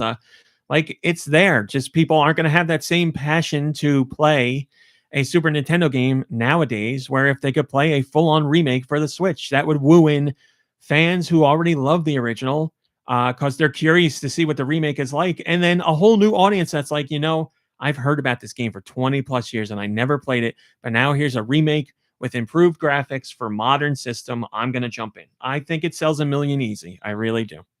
So a remake of Earthbound would literally just be as if the game was made today. So everything would stay the same. Well, I'm sure they would do quality of life improvements. They would change up how menus work and item management and systems like that. But it's not as though it's like a spiritual successor or I'm not picturing it as a re-envisioning of Earthbound. I'm picturing of it as like, here's Earthbound with today's hardware. Right. With some quality of life improvements. Which I think people would be much more interested in than... Yes, Earthbound is so sacred to so many fans. They don't want a re-envisioning.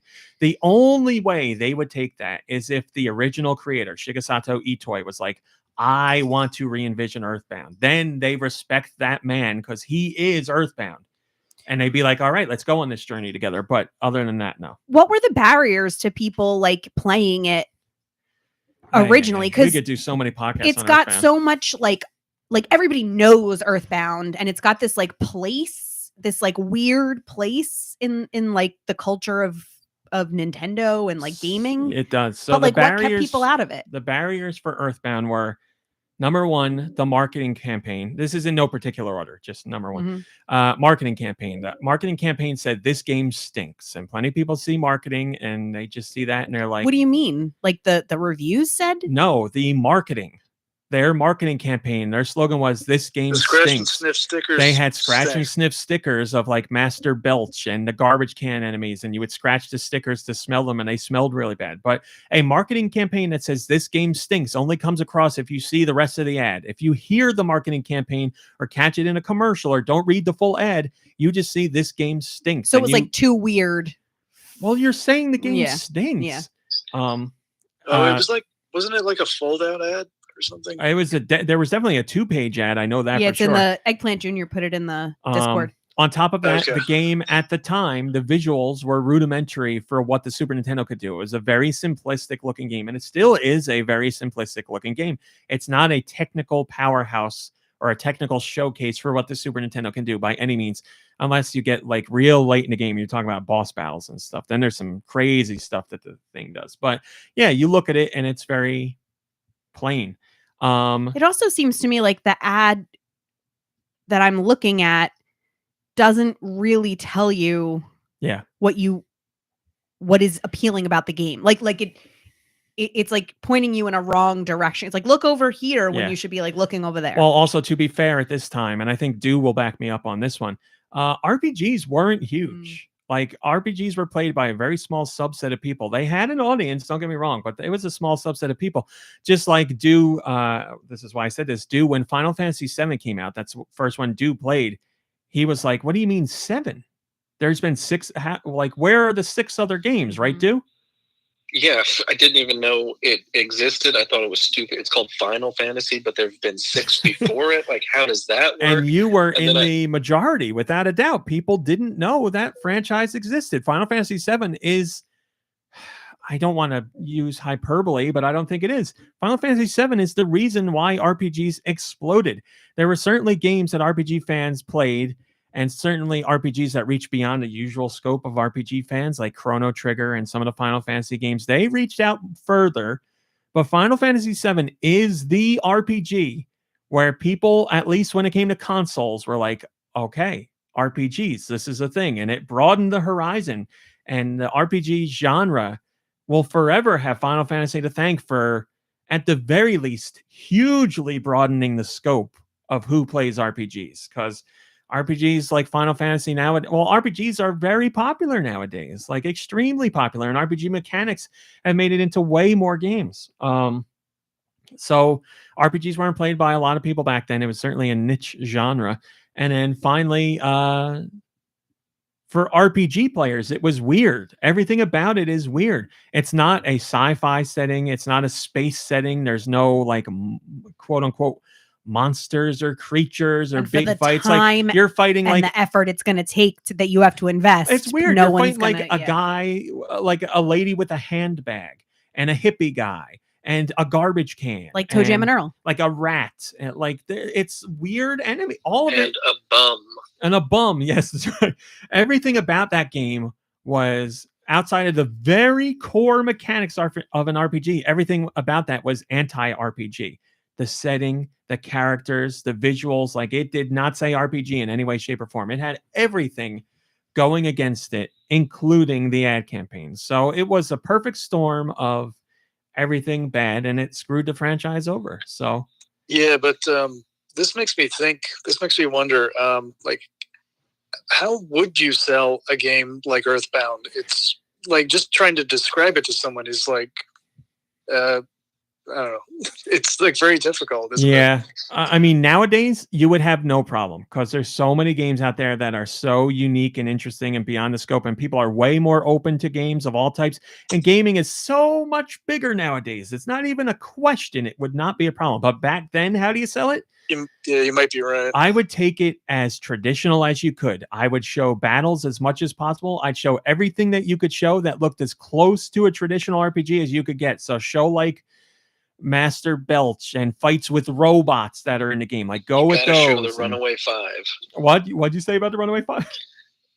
Well, the Runaway Five should have been in all their ads. I mean, it would have exploded. Yeah, like I know. if you had said you get to play a game where you're this chosen one little boy who gets driven around by the Blues Brothers band, I would have been like, yes, please. Yeah, I don't know if that would have reached a hugely wide audience, but there's certainly young Doom Michaels would have appreciated it.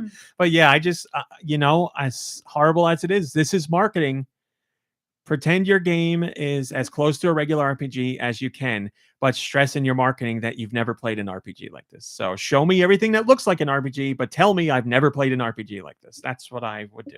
So you're saying a remake would probably today. A remake could go. A remake would. I mean, in the remake, you'd have, if you're marketing it, you would talk about obviously the huge legacy of Earthbound. Yeah. But yeah, you don't have to worry about it being too weird nowadays. That's not a thing anymore. Like too weird is not. It's not a problem. There's so many different types of games. Like so many franchises and genres and gameplay types and mechanics. Yeah, that's But I've not seen everything. the internet and gaming, with how much bigger gaming is nowadays. You just show your game for what it is. You don't. The only guys who still worry about that are the really big name players when it comes to like your major franchises like Call of Duty. You're not going to be like, this is the weirdest Call of Duty yet or something like that. So Call of Duty, bro.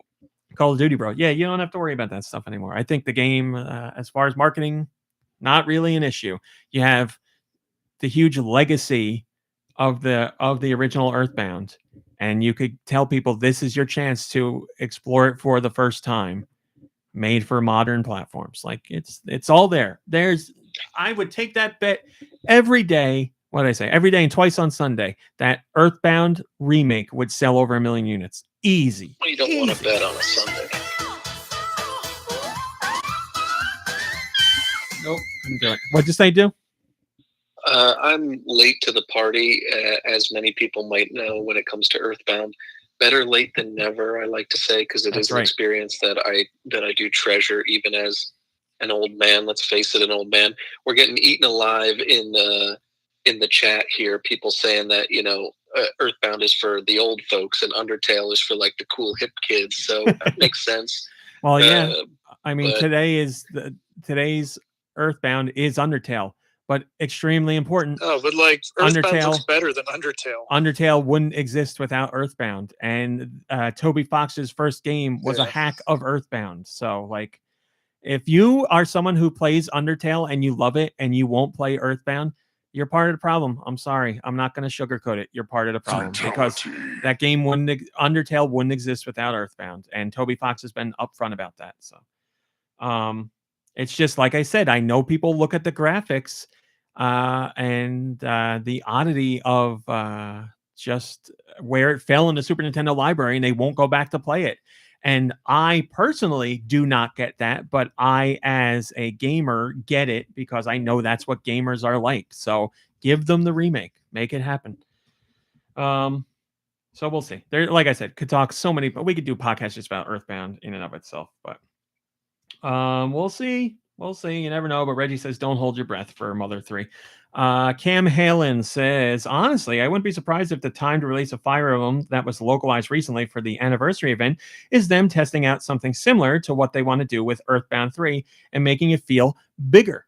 Well, I believe here's a very important note that we didn't even mention. I don't think Nintendo would ever do another Earthbound if Shigesato Itoi wasn't there to do it with them, because he is the man that steers that franchise. And after the third game, he said, I have no Earthbound stories to tell. Like I told the ones I wanted to tell. They're out there. And I don't remember the exact words. He's like, I'm not saying I wouldn't ever have another story that's Earthbound that I could do, but he's like, I've done them. I did the ones I wanted to do. But yeah, 20 years down the road, who knows? You've had more life experiences. You've thought of things in different ways. There's always room for growth and more Earthbound, but countless games have been inspired by Earthbound, and you get some of that Earthbound vibe from other games out there. And countless developers have said that Earthbound inspired them in many ways. So even if Earthbound doesn't continue as a franchise, the spirit of Earthbound very much lives on in all kinds of games and gamers. So it certainly has reached beyond its poor sales on the Super Nintendo back in the day. I believe Mr. Itoi was also quoted as saying, I'm not Earthbound, but I do know him. You're right. He did very famously say that. North America. What do we got here? We got sales. The releases for May 5th, 2022. Prinny presents NIS Classics Volume 2. ABC Search With Me Extended Edition. Arcade Archives Gal Plus. Nope. Arcade Archives Ga Plus. Arcade Archives Yukai Duchuki. Base Jump Wingsuit Flying. Best Month Ever. Best Month Ever is a narrative game that looks really interesting. It's about decisions you make as a mother with a small child, and then you also play through the child's life when they're an adult later on to see how things turned out for them. So that's pretty interesting. Bundle Cats Plus Dogs. Car Parking Simulator. There was another one I wrote this week, too. I forget the name, but I know you're talking about Tycoons. Oh, it was Salad Bar Tycoon. Ooh. Casino Heaven. Slots and bonus games. Citizen Sleeper, which looks awesome. Check out Citizen Sleeper. Darkness and Flame, Enemy and Reflection. Euden Chronicle Rising. We will have a review of that this week. Flycat. Landing Hero, Haneda 787. That's a type of plane. Do you clap in the game? Yeah, you better, damn it. Lily Dew, Black Lily Warning. Nirvana. Our Ninja World. Pixel Game Maker Series, Fish Tornado. Research and Destroy. Riff Tracks the Game, which I really want to play with our group. Soft Drink. 2 words. Sotano. Space Warlord Organ Trading Simulator. Super Mike Classic Adventure Game. The Hong Kong Massacre. And Beautiful Desolation Bundle. Threaded. Unsold. That is SOUL. Virtual Piano. Waifu Impact. And War Minds Collection. Shillelagh says, America has nearly twice the amount of titles listed compared to Europe for whatever reason. I can't say there's anything here that stands out. I had a look, and I don't think there's anything major releasing this month. Mario Strikers Battle League is the next big game on June 10th. Well, like I said, check out Citizen Sleeper. Major release? No. Interesting looking release? Certainly. And Best Month Ever, if you're into narrative games, I would suggest checking that out this week. Very cool. Thank you, Josh. What Josh. are the next European masterpieces? Let's find out with Nicky's sweet releases. Thank you.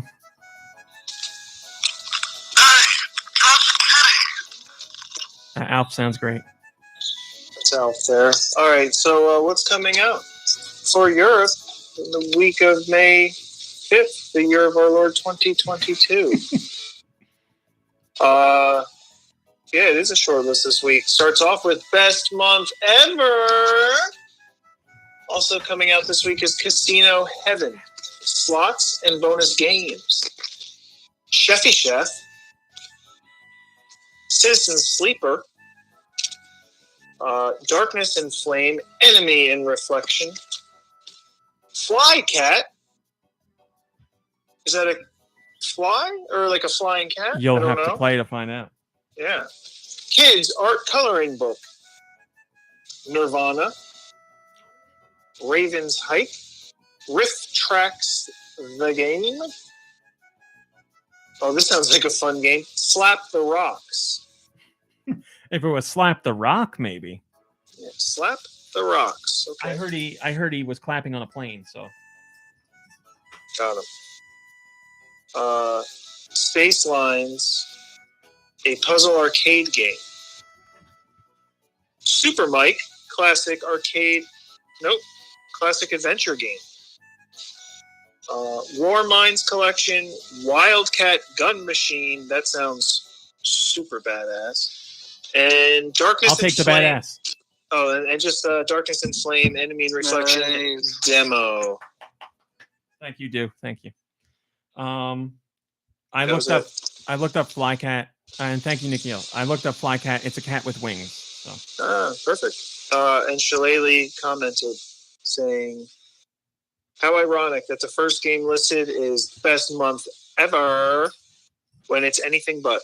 It's probably one of the quietest months for Switch as far as I can tell. Nirvana, it is not another game on the list. No. Wait, there is one decent game in there. Raven's Hike. Yeah, Raven's Hike looks cool too. I watched a trailer for that. It looks very interesting. Thank you, Nicky. We have the 2022 World Video Game Hall of Fame inductees. Amazing. For those who don't remember, games that were nominated this year were Assassin's Creed, Candy Crush Saga. Yeah, that's you. Tasty.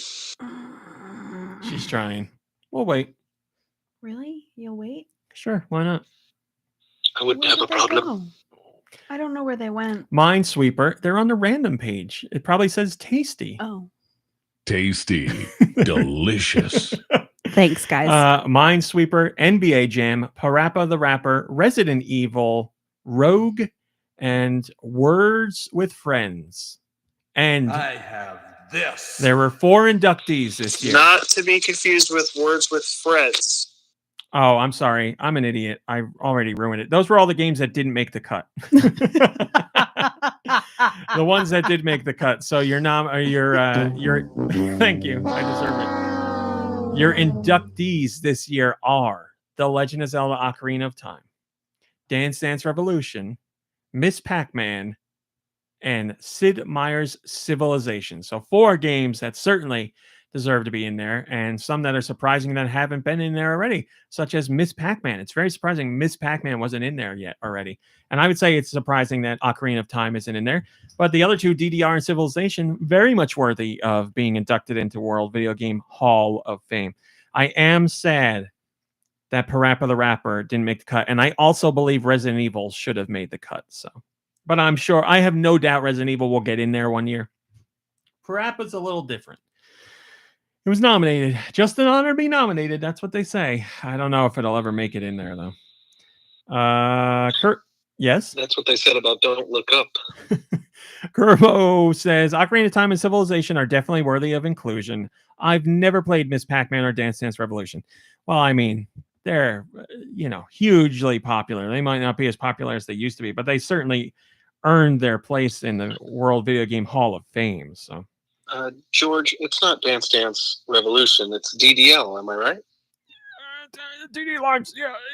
Don't drop limes. That's how you make lime juice. Nintendo's mobile games have reached. You're so funny. Thanks, I'm here all the lime.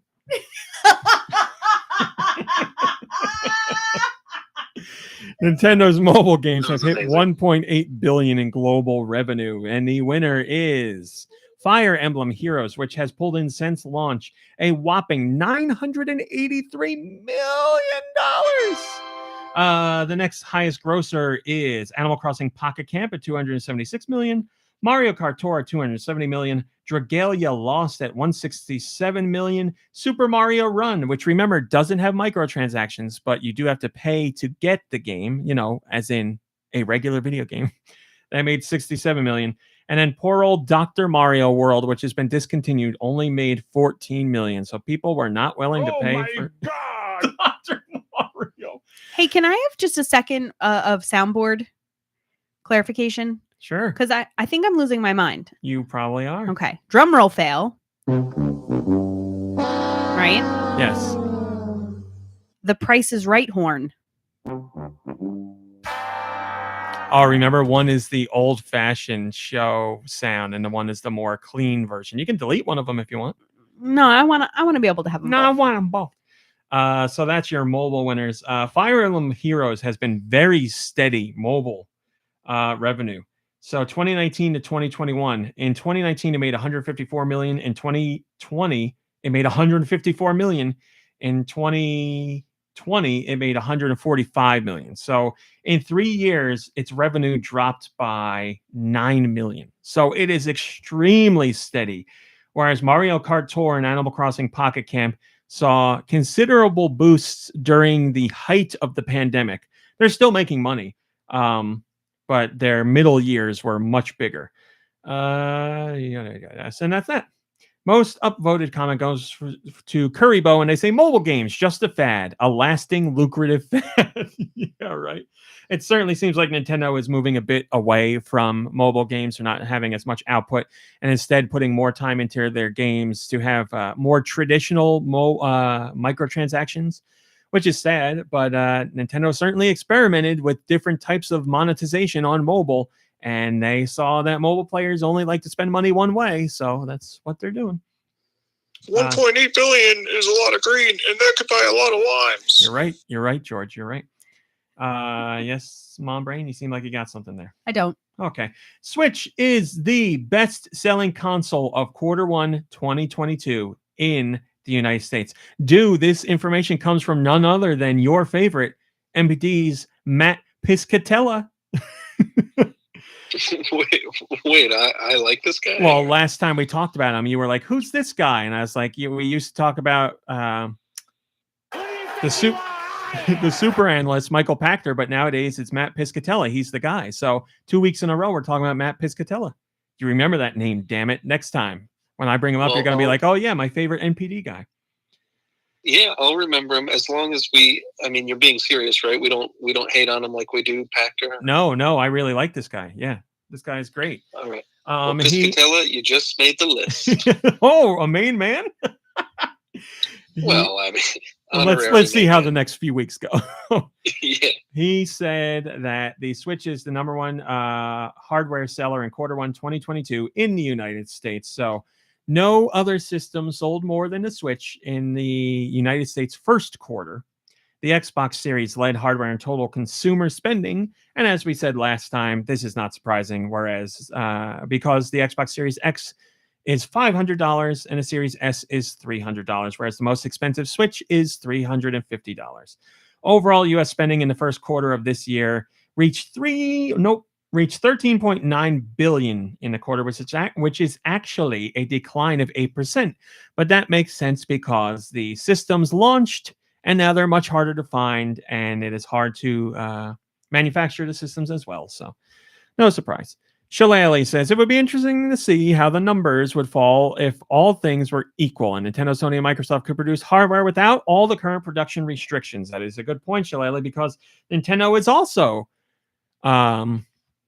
limited in how many Switch units they could put out because they said components are limited, and they dropped their forecast by 10% for their year because they can't make enough units to sell.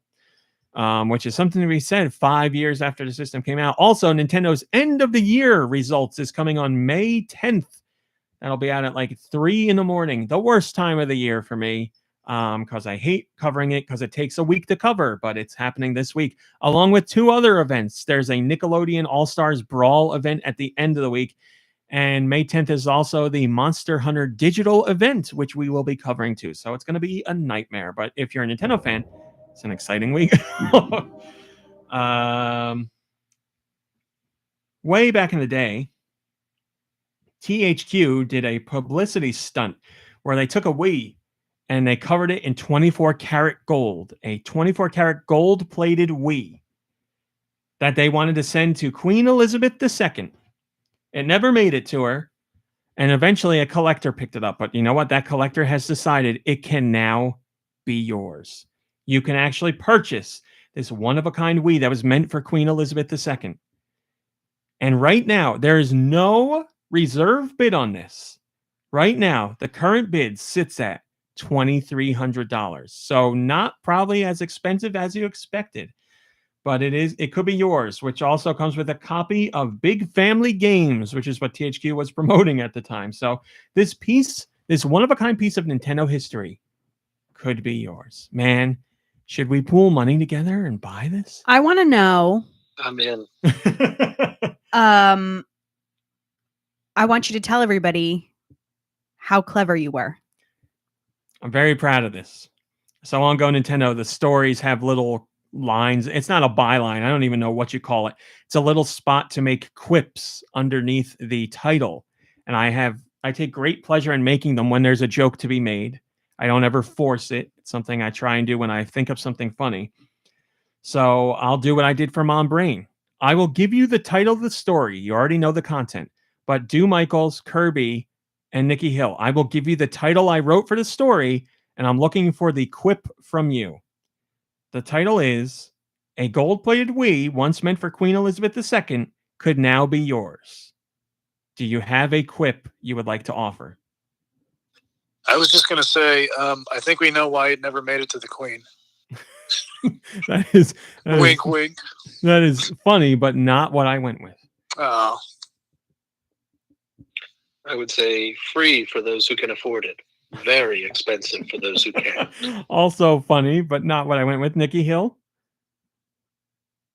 I'm just confused because I see what you wrote, and I would just probably stick with that. Okay. Well, that's great. That's great. All you had to do was not look at the story. I was already looking at it before you said something. Okay. Fair enough. Sorry to follow along. I went with the Royal Wii. Oh, it seems really obvious now. Come on. That's perfect. The Royal Wii. It really is that's perfect. pretty good. I was so proud of that. My finest quip on Or the say, site. like, now the family jewels have motion sensing. I don't know. First comment comes from Curry Bone. They say, you mean the Queen's favorite game, Big Family Games, goes up for auction and comes with a free Wii? Yeah, maybe the Queen turned it down because she already had a copy of that game. She's like, I don't need two. You guys can keep it. And then finally, our last top story is about everybody's favorite duo, Miyamoto and Kanye West. So you might remember back in the day that I've seen everything. Kanye West was spotted at Nintendo's booth at E3, 2015? And there was lots of talk about it. Why was Kanye at Nintendo's booth? And we later found out that Kanye was working on a game called Only One, which is one of his songs too, I think. I'm not a Kanye person. But we found Is this out one about his mom or something? Yes, that's correct. It's the one about his mom. He was trying to get this game made, and he wanted to work with Nintendo on it. And now a story comes out all these years later about Kanye meeting Miyamoto.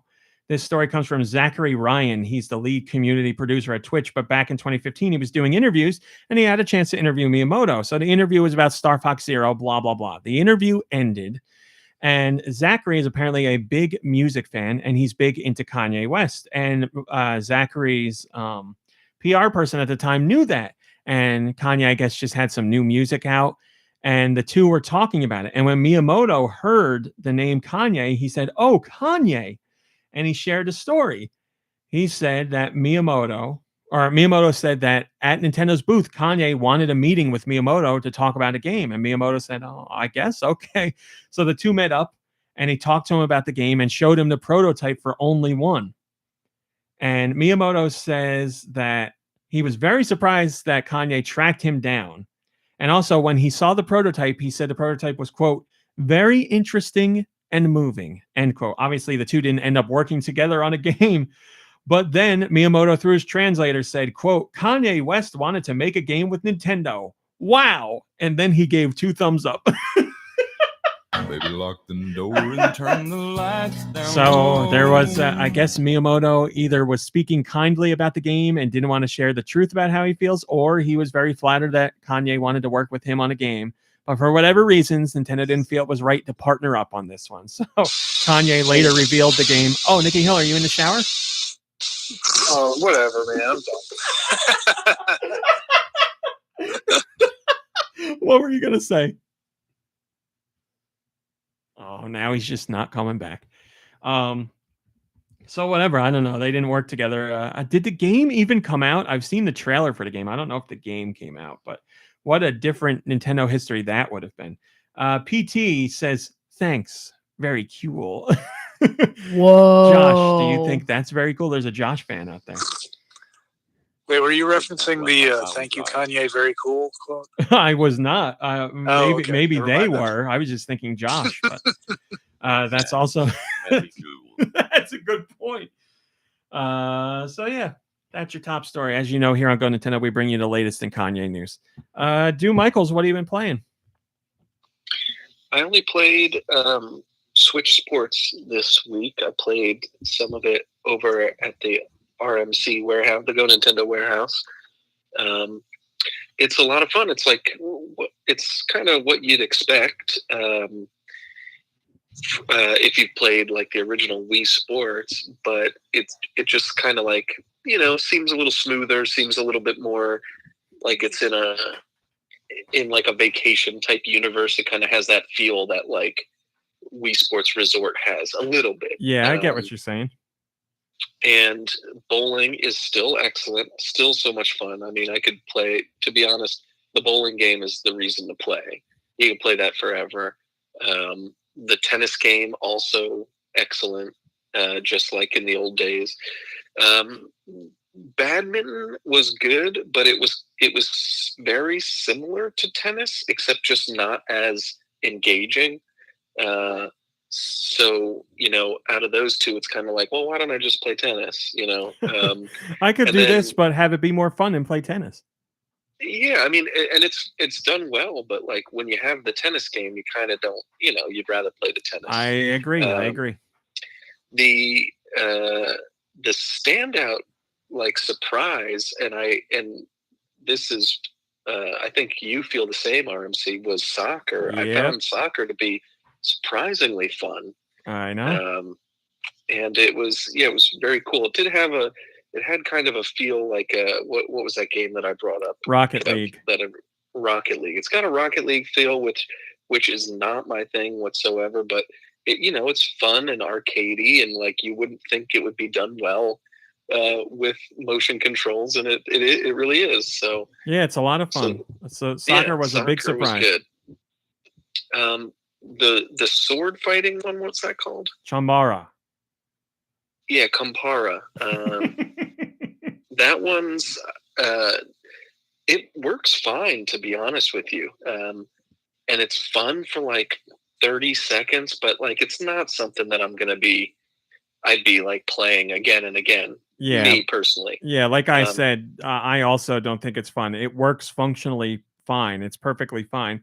It's just not fun. Like I said back with the original Wii Sports, I never really played boxing. I played it every once in a great while, and I was like, not really into it, and that was it. Yes, it has that kind of exactly the same kind of feel. Like, and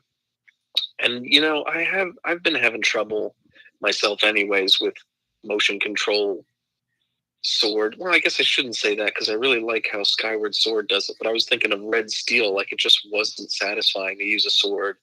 This wasn't either, but like I said, I called myself out for liking Skyward Sword. But anyways, and then what's the last game that's on that Switch Sports? There's one more, isn't there? Yes, bowling, soccer, volleyball. There's volleyball. There's the funny name one. Volleyball, yeah. Volleyball is one that I really wanted to like because I love volleyball in real life. In fact, I might venture and I might be bold and say that in real life, volleyball is probably the only sport I'm good at. Oh. but yeah, it's that one was tough to get the timing right with like the bumps and the spikes and the sets. It was just something in the way that you had to waggle the controls that didn't really work for me too well. So I was kind of disappointed with the volleyball game, and it was very forgiving, which was like nice for someone who was just learning how to play it. But at the same time, it was just like, I don't know, it was almost a little too hand-holdy for me. But yeah, I mean, I wish we could play it together. I played it alone, and it's one of those games that I can see playing with friends is going to be a lot more fun, obviously. Yeah, I definitely want to play. I want to play with you guys. I mean, we could play online, but I want to do more. I want to do local play with you guys. Yeah, I think local play is where a game like that's really going to shine. Yeah. And I don't know, it's got a really great feel to it. It's one of those things though where I don't know if I'm going to, on a personal level, purchase the game. It's kind of something that I wish was like with the Wii packed in with the Switch, but it's not that it does a huge, showcase of what the Switch can do. So it, obviously it wouldn't make sense to just pack it in, but I can't see, for me personally, buying the game. But especially when I have, bowling on the Wii. When was the last time you fired that up?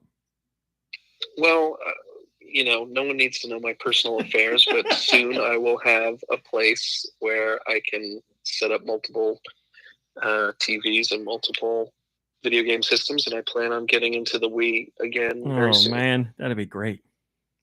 But yeah, so that's all I played this week. Thanks for listening. Thank you for sharing. Kirby, what have you been playing? Sorry. So yeah, I actually played a game just so I would have something to talk about this week. And it's a game that Nicky Hill kind of mentioned already in his list of European releases. But I think the game he mentioned is like the censored version of what I played. So the game is called Nirvana Pilot Yume, I think. And I guess the censored version, they just shortened it to Nirvana. I don't know why. It's like a little confusing. So yeah, Ramit, have you heard anything about this game? Have you watched the trailer? I'm looking it up right now. Oh god! So yeah, the first time I watched the trailer for this thing, I was like, "Wow, this looks like garbage." And so yeah, I don't even know why I downloaded this game. I paid like $2 for it. I had some gold points left over, so I used those. And yeah, the game, I don't like it, and I honestly cannot recommend it in its current state. It is super rough. So for anyone who doesn't know, the game is it's supposed to be like an erotic sci-fi visual novel crossed with like a retro arcade style. Yeah, crossed with a retro arcade style like spaceship racing kind of game. Almost like F-Zero, except the track doesn't turn. But yeah, I'll try not to get too deep into it because yeah, I have a lot of complaints with this game actually. So yeah, the translation is very bad. There's lots of lots of grammatical errors and just very bizarre phrasing. At one point, I think someone says, "I as well will go to bed now," or something like that. Oh, like you've never said that. And yeah, and I can only imagine that so I don't play a lot of visual novel type games, but I can only imagine that the people who are into those games, a bad translation is like the kiss of death for a game like that. Yeah, right. Yeah, and I wish I could say that the other part of the game, the arcade style racing part, was better, but it's very buggy. It's very frustrating. It gets difficult almost from the very beginning, and Yeah, so it's supposed to be like a retro visual style. I get that, but that means that like there's lots of like there's lots of polygons, like that aren't rendered or anything, which makes it very hard to see what's coming at you.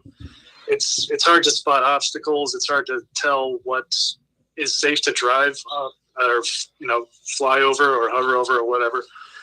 So I'm very bad at this game, to say the least. But I'm wondering how much of it is my fault, because like the second, I'm pretty sure the second track is like impossible, and I'm pretty sure it's because of a glitch. I'm pretty sure I'm 95% sure it can't be me. Like there's only like 2 controls in this part of the game, and that's like move the stick left or move left or right or jump. You're making me want to get this game to find out. Oh, did you watch the trailer already? No, but I looked up. I thought we mentioned it during today's show, and there's Nirvana and Nirvana Pilot Yume, and they look exactly the same. So I don't know what the difference is between the two.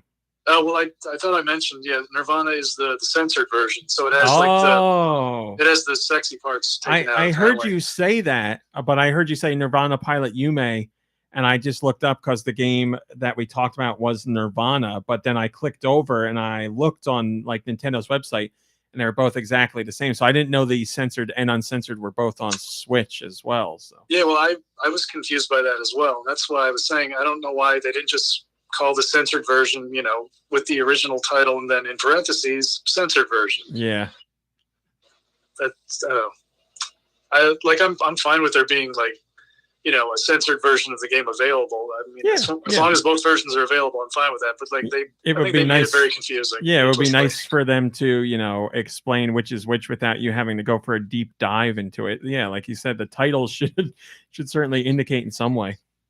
Yeah, but yeah, like I said, I can't recommend this game. It's apparently this is version 1.6. I think it has like a long way to go. The premise could have been interesting, I think, as but only if like literally everything had been improved. Well, this is great because I also have an adult game to talk about that I'm playing, but I'll save that for later. So that's all you played? And also if I could get one more critique in, so far what I've seen is very very tame compared to stuff like Honey Pop. So I don't think it's probably not even worth playing for if you just want to see that stuff. Oh man, no redeeming qualities at all. A lewd game where the lewdness doesn't even do it for you. Yeah, so this doesn't even get like a half boner from me on the scale. Nirvana does not give me the chubs. That's all I have to say. See, now that sounds. Yeah, I don't give number scores. I give boner scores. Sorry. Well, thank you, Kirby. I appreciate it. We look forward to your next boner score next week. Nicky Hill, that's not going to be a regular thing, by the way. Nicky Hill, did you play anything? Yeah, I really wanted to play something, but I just haven't been able to get out of the shower. Okay. Mom Brain, did you play anything? Cat Cafe Manager. And share your news about it. I would like for everyone to know that not only did I beat the game, but I 100%ed it. That's right. Oh, we're clapping. Congratulations. Not allowed. Yeah, it was great. It's great. Congrats. It's fun. It's a little buggy. There were a bunch of times the software had to close. Not at the beginning of the game, but towards the end of the game. But you stuck with it. But I stuck with it, and it's been very relaxing, fun, sweet, lovely game. So I will begin, because I was sick, I didn't get to start my review yet, but I will begin working on that. Likely story. Thanks, Mom Brain. My pleasure. What have you played, my friend RMC? Oh, thank you, Deux. I appreciate it. I played Fortnite, obviously, lots of Fortnite. Still having fun with Fortnite. I'll never get tired of Fortnite. I played Nintendo Switch Sports, and I did my review, so you can read that. I don't think I really need to talk about it, but that's fun. I actually played some with my parents the other day. I had to cover the site when I didn't expect to cover the site, so I wasn't as free as I wanted to be to record a parents' play. But I kept my parents occupied with Nintendo Switch Sports because my dad, as you know, is a big bowling fan. And I played a very little bit with my dad, and my mom and dad both played a whole bunch of the sports, and they really liked it. And my dad wants everyone to know that he pulled a muscle when he was bowling. So, he played Nintendo Switch Sports so much that he pulled a muscle, but he's okay. So I will be doing a video with them related to Nintendo Switch Sports when time allows. The only other thing I played was the game I'm working on for one of the games I'm working on for a review. Marble Maid, which is Super Monkey Ball-ish with lewd content in it. So here's how this is how Marble Maid works. You are a maid in a ball that must clean up dust bunnies, and dust bunnies are huge. And you clean them up by squashing them. Spicy, make the ball! So you roll the ball around and you clear or you destroy a certain amount of dust bunnies, and then the goal opens and you head to the goal. So it's very much like it's very much like Super Monkey Ball because you're rolling a ball around. Super Monkey Ball, you collect bananas if you want to and go to the goal. Here you smash dust bunnies and you go to the goal. It's just that you need to break up a certain amount of dust bunnies to get the goal to open. But other than that, same kind of thing. Here you're just moving the ball around, whereas in Super Monkey Ball, you're moving the environment to roll the ball. But still, both are a ball rolling through an environment. The game's graphics are fine. They're very basic, but they're fine. The music is fine. Very basic, but it's fine. The gameplay, to tell you the truth, gameplay is pretty good. The gameplay is pretty good. It's a little rough around the edges. Some of the camera work is not great, especially if you fall. The camera can start back off in a wonky position, but a glonky position. A glonky position. We got to get glonky on the soundboard. And it's pretty great. It's better than I thought it would be as far as gameplay goes. Brain, we're having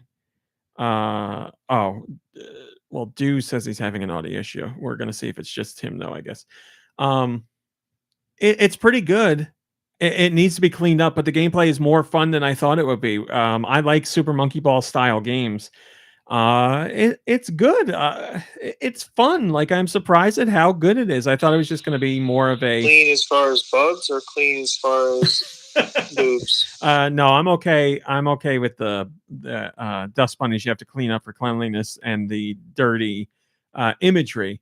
But I haven't encountered any glitches or bugs. Like, the game's never crashed. It's never broken. It's never done anything it shouldn't do. It's just a little rough around the edges, but the character control's good. It just feels. I don't even want to say it feels off. It just feels like it could be polished more. Maybe that's what we should say instead of something being buggy. It's like it's not buggy, but it is dusty. That's what I'll say from now on. And then the only other thing is the lewd content.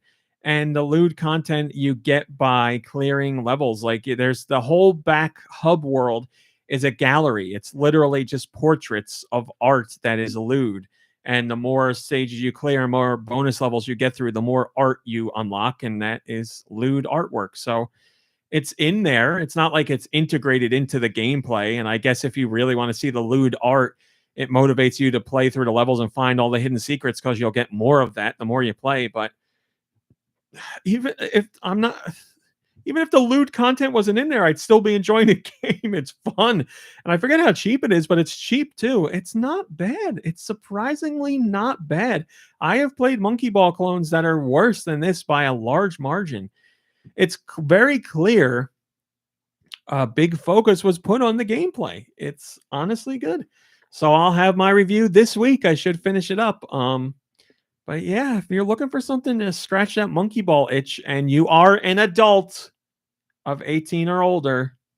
And also, you just said monkey ball itch, by the way.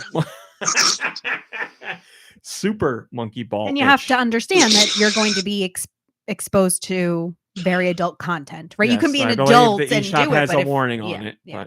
But yes, that is in there. But yeah, it's fun. It's honestly fun. So that's what I played. Let's do Questyum. Would you like to do Questyum? I'll do Questyum. Send your questions to goninpod@gmail.com. Where? Goninpod@gmail.com. Okay. Yeah, it can be about video games. Nope. They can be about Nintendo. They can be about video games in general, or they can be about whatever the hell you want. Today's question comes from Ed Boy.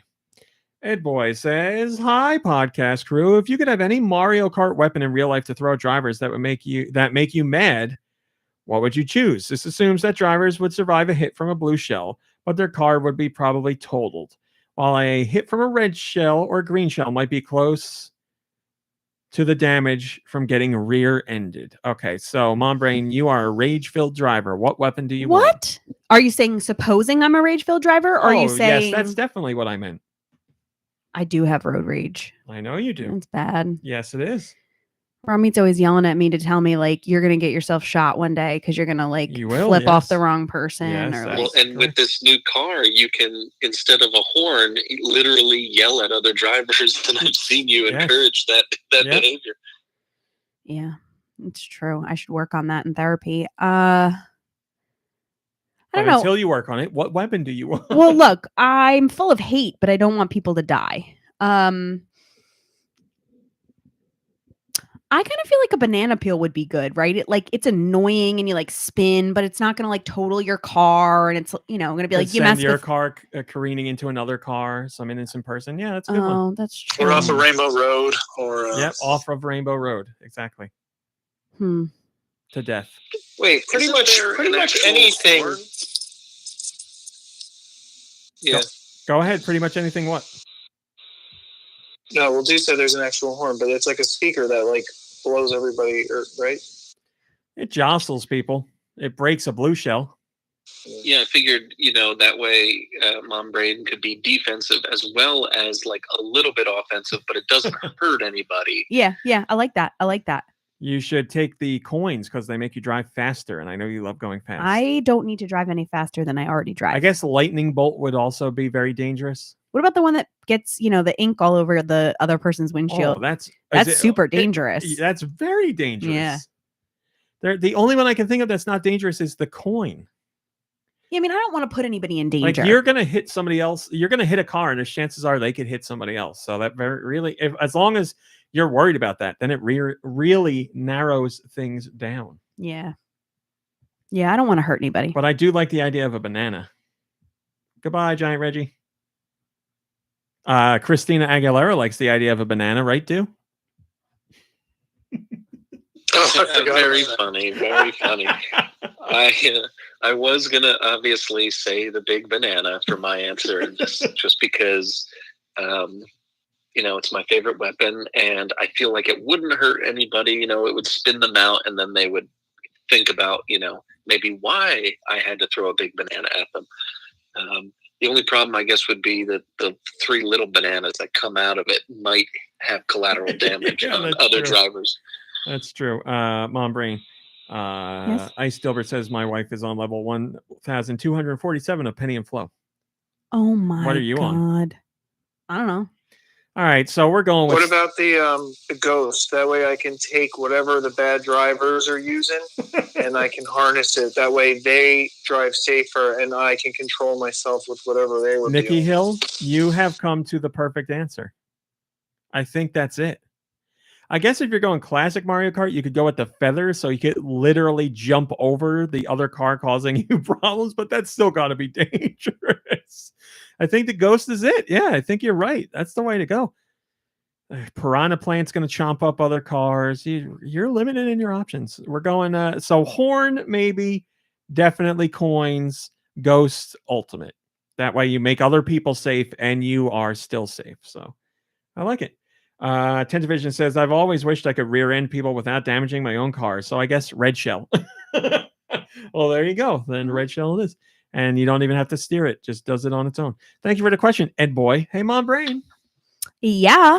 Do you know you could join Patreon for $1? For $1. Thank I was you, there. Billy. I've been there for a while.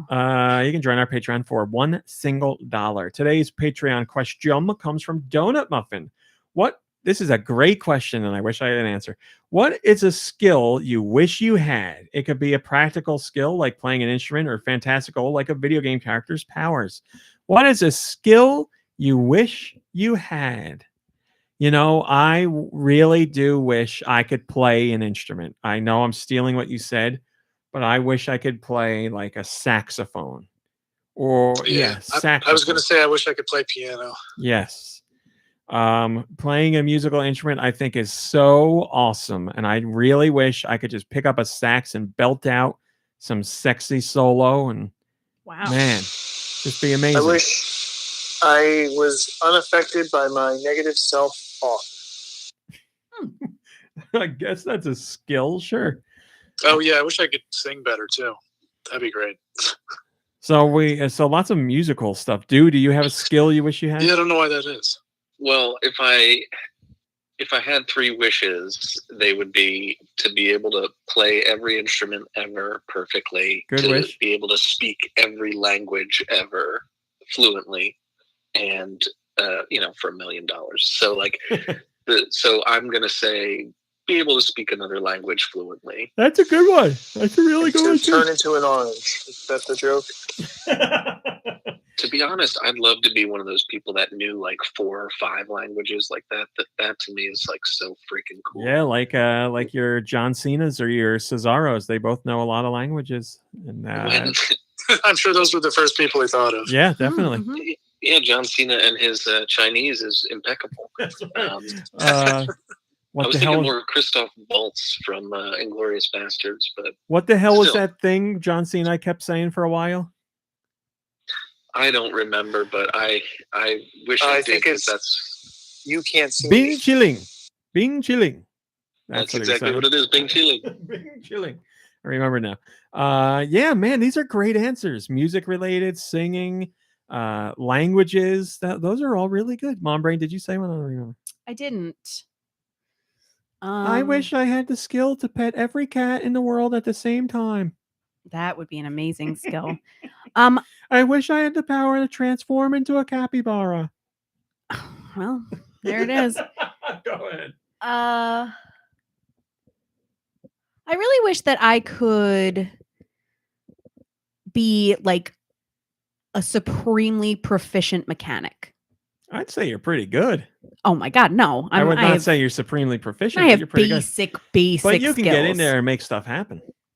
Yeah, but like super basic. I don't think you I'll take the basic. I don't think you understand what level you are as compared to the average person. Well, but that doesn't mean, in comparison to an average person, you know Listen, what I mean? I'm not saying you're the best. I'm not saying you're great, but I'm saying you're better than you give yourself credit for. Well, thank you. And you're a quick learner. You'll have a chat with dad, or you'll read something online and you're like, I can do this. And you get in there and you do it. You know what? I'm actually pretty good with stuff like that, like mechanical stuff. Like, I love to put together Legos. I love to put together IKEA furniture. I love to like figure out how things work and like, make them work better or like fix them. My mom says play piano or fly. Ooh. Wow, flying. I mean, oh, I didn't know we were talking about supernatural skills. That was brought up in the comment or in the question. Oh, I missed that part. Fantastical, like a video game character's power. So flying is in there, but we don't know if my mom means fly like a superpower or as in fly a plane. So I don't know. Great question. Thank you so much, DonutMuffin. That was excellent. Really like that. You guys been killing it with questions lately. Some really good, thought-provoking questions. Not that we don't like the stupid questions too, because stupid is also my favorite. So if you want to hear more about what makes a sandwich or something, I'm down with that. But great questions, guys. Mom Brain. Yeah. People can send their questions to goninpod@gmail.com, but they can also send their music there. They sure can. Do you have any music for us this week? Is it time for music trivia after we missed it last week? Where? goninpod@gmail.com. Do you have music? We would like to hear it. I got music. You want to hear it? You want to hear it? Oh. Getting a call. It's my dad. You need help? Mechanics? I heard you talking about mechanics. Yeah, I was watching the podcast. Everything okay with the truck? Alrighty. Send your music to goninpod@gmail.com. Please put music in the title. Thank you. Thank you. This is like a tight squeeze here. Hang on, folks. It's like a lot of business. Yeah, we'll untangle cords this week. Oh. Oh, that's not right. Got a little dust in there. I don't know. Let me give it the old blow. It's like a little bit of a hiss there. Yeah. I don't like that. Is the volume on your computer very high? No. Is it? Did you turn it down? I've turned it down to like, Hotline. We got a hotline. How about you unplug your laptop from power? There we go, baby. Good? Yeah, Good? sounds much better to me. Can you? Well, never mind. My father was calling to see if I wanted to pick a horse for the Kentucky Derby. Well, we'll be done in a minute. Okay, so this one comes from Questyum.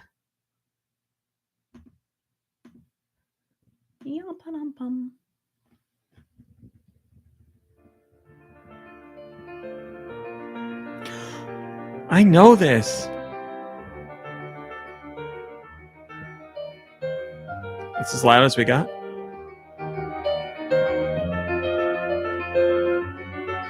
This is something I've played, isn't it?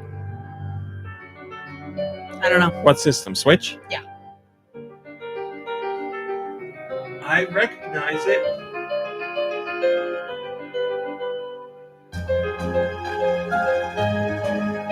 Is this Death's Door? Sure is. I knew it. All right, Death's Door on the Switch. Proud of myself. Dude, did you recognize that one? To tell you the truth, I can't hear really well at all, but it is I do love difficult. that game. Okay.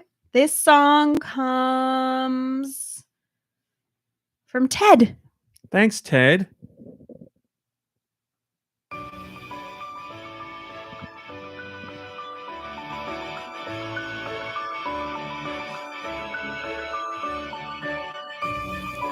I'm getting nothing from this.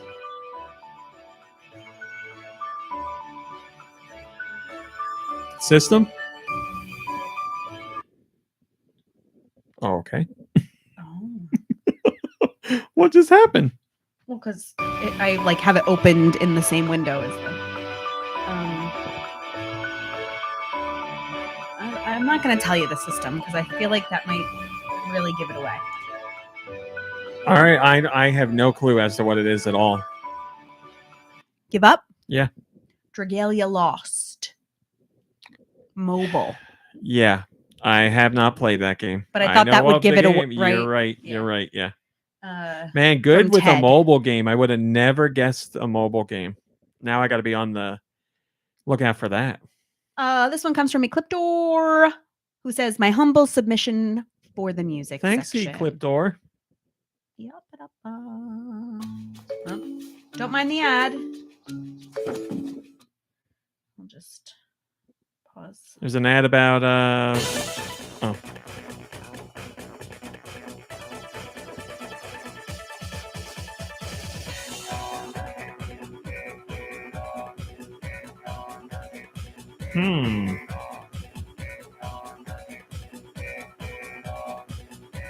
What system? DS, I believe. Mega Man Battle Network. No. Oh, is this like a jet grind radio game or something? No. No.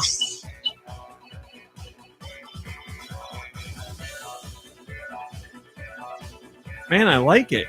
What is this? Some kind of Meteos. No. Lumines. No. I don't think that was on DS. Puzzle game? No. RPG. No. Oh boy, I'm at a loss. Wait, what was the system again? DS. Oh, okay. Oh, I'm into it. There's a little Asian flair in there for a second. Super Robot Taisen OG Saga. No. oh man, that was a really good guess. Yeah. It's about as far as I Yeah, can push myself. It almost sounds familiar. Better luck next time. Is it some sort of fighting game? No, Is it a music game where like a rhythm game? I don't think so. Is it Space Invaders? It is. Yeah. Well, Space Invaders Extreme. Yeah. Yes. That game had an awesome soundtrack. I can't believe I remembered that. Great job. That had that little knob controller. Remember? That was the knob that stuck out of the bottom of the DS that you spun. Yeah. Okay, so that was from Ecliptor, and it was Space Invaders Extreme 2. Pulled that one from the depths of my nethers. Okay. So this one comes from. I'm not telling you who this comes from. Okay.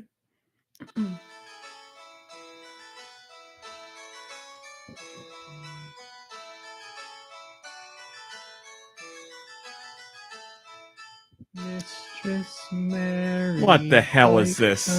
Mary, Get this. does your garden Okay. grow? Okay. All right. We can end this. With- This is from me, Grandparents' Day. Well, here's the. I don't know From what the this game. is from. What system?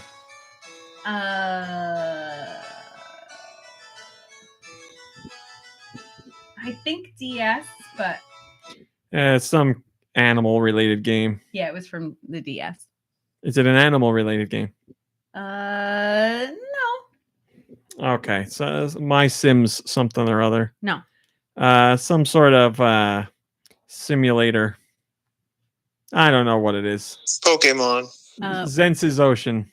No. It came from our friend Mistress Mary, and the game is Gardening Mama on the DS. How does your garden grow? Never played Gardening Mama, but I know of it.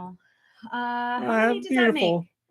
Do you need one more, I think? I don't know. 1, 2, 3. I don't know. I'm not paying attention to how many I'm doing. This one comes from Mikey 3319.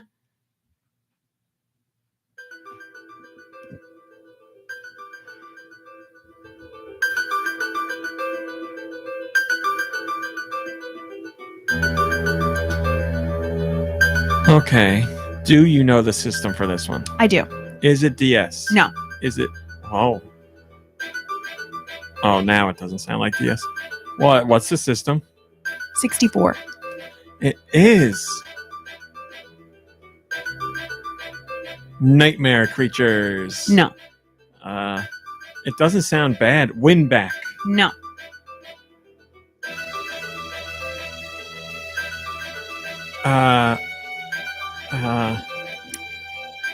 Mage. The Dark Ages. No. Wait, did anyone say Perfect Dark yet? Nobody said Perfect Dark yet, but it is not Okay. Perfect Dark. All right. Quest Just 64. No. What the hell is this? Is it a game I'm gonna know?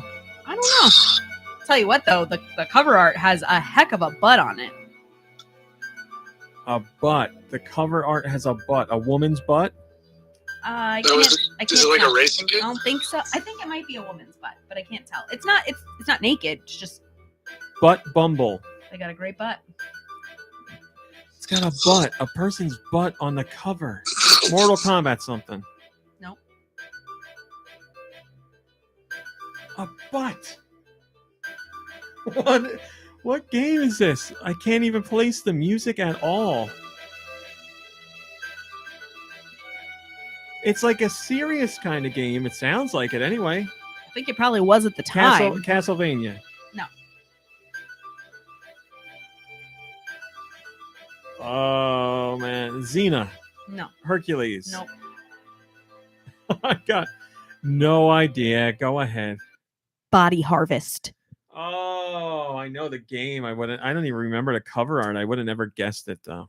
Sorry, Charlie. Oh, I mean, I had two. There's two different versions of the cover. 6 out of 9. 6 out of 9, right? We got 6 out of 9 for sure. Man, there were a couple in there I'm proud that I got, but overall not so hot. I gotta step it up with music. I'm falling apart. Butts Adventure. I see someone in Red Susan in the chat said Butts Adventure. I like it. Butts Adventure, nice. One of my favorite N64 games. Yeah, we didn't do so hot, but I had a couple I'm proud of, so I'll take that. I'll take that. Okay. Do you got a rumor for us on the way out? I do. Yeah, it's pretty amazing that this rumor came across my desk right when we were talking about this earlier. Sorry, hold on. Dues, views, it's never news. Rumor of the week with Dude Michaels. So basically, again, fortuitous that this game came to me. Coming out soon for the Switch is a game called Public Applause Simulator. It's really amazing. You get to play as a super fan. I'll take the fan. Or you could the super fan. You know, you could play as somebody who's relieved to land in a plane. Or you could play as a sports fan in your local watering hole. But what's great about it is it's multiplayer, so your friends could be a Karen or a Ken, and they could shush you. And if their shush levels get high enough, then you get to, as the person being shushed, take out your phone and record them on video, and then try to make them go viral. Publicly shame. But even better, if you this part is unlockable. You could play as an undercover celebrity hoping for applause in a movie theater. So just like what Nikki Hill was talking about, if you get your score high enough, you could be an undercover celebrity. You could watch a whole movie and see if anyone's going to applaud you at the end. So, just an example of all the excellent minds in video games that we get to have something like that come to the Switch soon. So I know everybody really wants to play that. They live it in real life, and they're looking forward to it, I think. I can't believe you got that information this week of all weeks. That's crazy how that worked out. Yeah, in fact, I got it so recently that you could say I just got it 2 hours ago, maybe 2.5 hours ago. Well, that's perfect timing. Thank you. And that is coming to the Switch? It is coming to the Switch, yes, of course. Mm-hmm. Well, I look forward to it. I'm really excited. I mean, I know how I'll be playing, but I don't know how I don't know how other people are going to take to it. But it'd be interesting to watch the reviews on that one. That's for sure. All right, everybody. That's it. Thanks for putting up with our virtual show. Also, Nikki Hill, Do Michaels, and Kirby, thank you for putting up with the virtual show. We appreciate it. And I will give you a round anytime. Wow. And we'll have a little bit of an after show. So thanks for putting up with my shower size. Well, we all appreciate long showers sometimes. So, all right, everybody. Thanks for watching. Thanks for washing. Thanks for listening. We'll see you next week. Goodbye, everybody. Goodbye, everyone. Bye. I just need my phone so I can send. Yeah, guys on the phone, you're being taken away for a second. But I'll propose a question to you. You can answer once you hear me. Well, I'll stay close by. So, can I you can swipe up. Just swipe up all the way. You good? Uh-huh. So, if you're at this bar or whatever, and you are unhappy with the people acting rowdy and cheering and all that stuff, what if that bar has advertised to come there to watch the sporting event? That's fine then. Okay. Yeah, my thing is, if it's just some random couple of people watching the game and hooting and hollering. Look, hoot and holler, I guess, if you want to, but it's the applause. No clapping. We don't have to clap, do we, in public? There's other people around, and unless we're at the sporting event together or collectively watching this sporting event, I don't think it's necessary to trouble other people's ears with unnecessary clapping. I think that's pretty reasonable. TV screen. So you have less of a problem with the yelling and the hooting and hollering and more with the clapping. I felt the clapping would be more subdued. Well, look, I don't want to hear it at all. But I'm the type of person that's going to tell somebody, hey, stop having a good time. Yes. And if it's something, and in the grand scheme of things, that's not a big deal. They're not hurting anyone, but it's annoying. And there's other people in this world other than you. You know what I mean? Like, that's my thing. If you're at a movie and like, look, everybody paid to watch the same movie. Chances are they're into it. And like, look, no one's clapping at the end of like any old movie, you know, like people are clapping at the end of these giant 20-year long MCU like movies. So like, I get that. If you want to be excited, great. I was disappointed that we didn't get to see the movie last night, but to be honest, I'm one of those dorks you were making fun of that would like see it in like a month when there's no one in the theater and I could just like hang out in the back and like enjoy the movie. But there's nothing wrong with, you know, with getting excited in a situation like that, I don't think. Yeah, I can't tell you how sad I am that I missed out on this on opening night, because that means so much to me. I love those moments, and I'm not gonna get it with this one. And it's the follow up after Spider-Man. Like, man, does it make me angry? It makes me. I feel real angry. bad for you. Well, thank you. But I'll see it sometime this week, I guess, and that's that. I still obviously want to see the movie, and I'm very excited for the movie, but I missed the experience too. But it is what it is. So when you went to No Way Home, people were hooting and hollering and stuff. Oh yeah, laughing. You know, I'm kind of glad that I didn't get to laughing, like cheering, clapping, and crying, all of it. Yep. Oh my god, yeah, I cried, but I don't need to like hoot and holler and clap. I'm glad that people get that excited, but I don't think I've been that excited my entire life. Well, we were talking about this separately from getting excited about movies, just how me as a person, I get very excited for things, and I like, you hear my excitement. Like, you know, when we win in Fortnite, I get very excited. I just get excited. It's not that I like getting excited about things. I do like it, but more importantly, I get excited about things. Lots of things make me extremely excited and happy, and I like to cheer and yell and laugh and applaud and all that. I just like, that's what I feel. And then being in those movies with people who are doing that, I'm like, man, I'm never around anybody who's like this. It's nice to be in a room of people who all feel like this. So and then hearing that makes my excitement and my enjoyment that much more, because I'm like, we are in this experience together, and I just love that feeling. But it wasn't like Endgame. It wasn't like Endgame levels when we went to see No Way Home. Sure. But it was a lot, definitely. You know, when the blanks are revealed at certain times, there was a lot, like people gasping and cheering and like excited squeals and all that. Yeah, it was happening. It's happening. Yeah, I'm damaged. I think it goes back to when I was a young boy. My favorite football team was the Giants, or is the Giants, and there was a very famous Super Bowl in the 90s. I'll take the bowl. All right, you're trying to get me on this, but I'm using the proper nomenclatures when I use the word Super. But anyways, there's a very famous Giants game where the Giants were up, and like the Bills had to make this field goal, and if they made the field goal, they would win, and if they missed it, the Giants would lose. It was like once in a lifetime kind of Super Bowl thing, and the Bills missed the field goal, and I remember cheering and hooting and hollering, and I guess I was being too loud because my mom was sleeping, and my dad came out and like beat the shit out of me. It's not very funny, but it was like the happiest I'd ever been in my life, to like the most saddest, like horrified, like awful, like, well, it just sucked. Then it makes perfect sense. Well, I want you to know, when you're here, if you see something that excites you, you please let loose with it. You're safe here.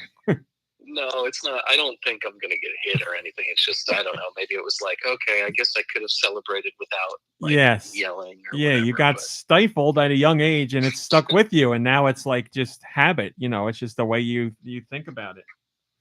Man, that sucks. I'm sorry. I've always felt bad that you didn't feel those feelings, but now I feel extra bad. I'm very sorry. Well, I'm not a shrink. I don't know if that's exactly it. It's just like a memory that I have where you know, it was like something so awesome and something so horrible. Like, would you like to watch that game again here? Maybe, I don't know. I haven't seen it since I would do that. That'd be great. Well, thank you for sharing that. It certainly helps me understand the situation a lot more. I get it. Wait, was that wasn't Super Bowl 91, was it? I believe it was. So I guess it happened to Kirby too. What, I was 9 years old, probably. That makes sense. Okay, I remember watching that game too. Yeah, I haven't watched like a lot of Super Bowls either. Well, next Super Bowl, we're getting together, damn it, and we're all gonna cheer for whatever the commercials, the sports. We're gonna get together and cheer for the Puppy Bowl. That's right, damn it. All right, well, I guess we had a long show. I guess we should kill it now. But for those of you again watching, what time are we at, by the way? What? Are we over 3 hours? No, well now we are, but our show was like 257 or something. Curious. It was close.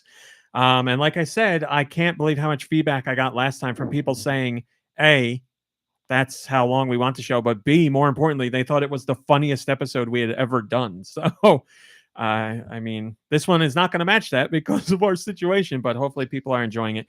If you watched or listened to the YouTube version, thank you, because like I said, I know it's not the optimal setup, but we did what we could. And next week, barring any other accidents, we should be back in person. So that's it. We'll see you next week. Thanks for watching. Thanks for listening. Goodbye, everybody. Bye, everybody. Goodbye, everybody. Goodbye. I don't want to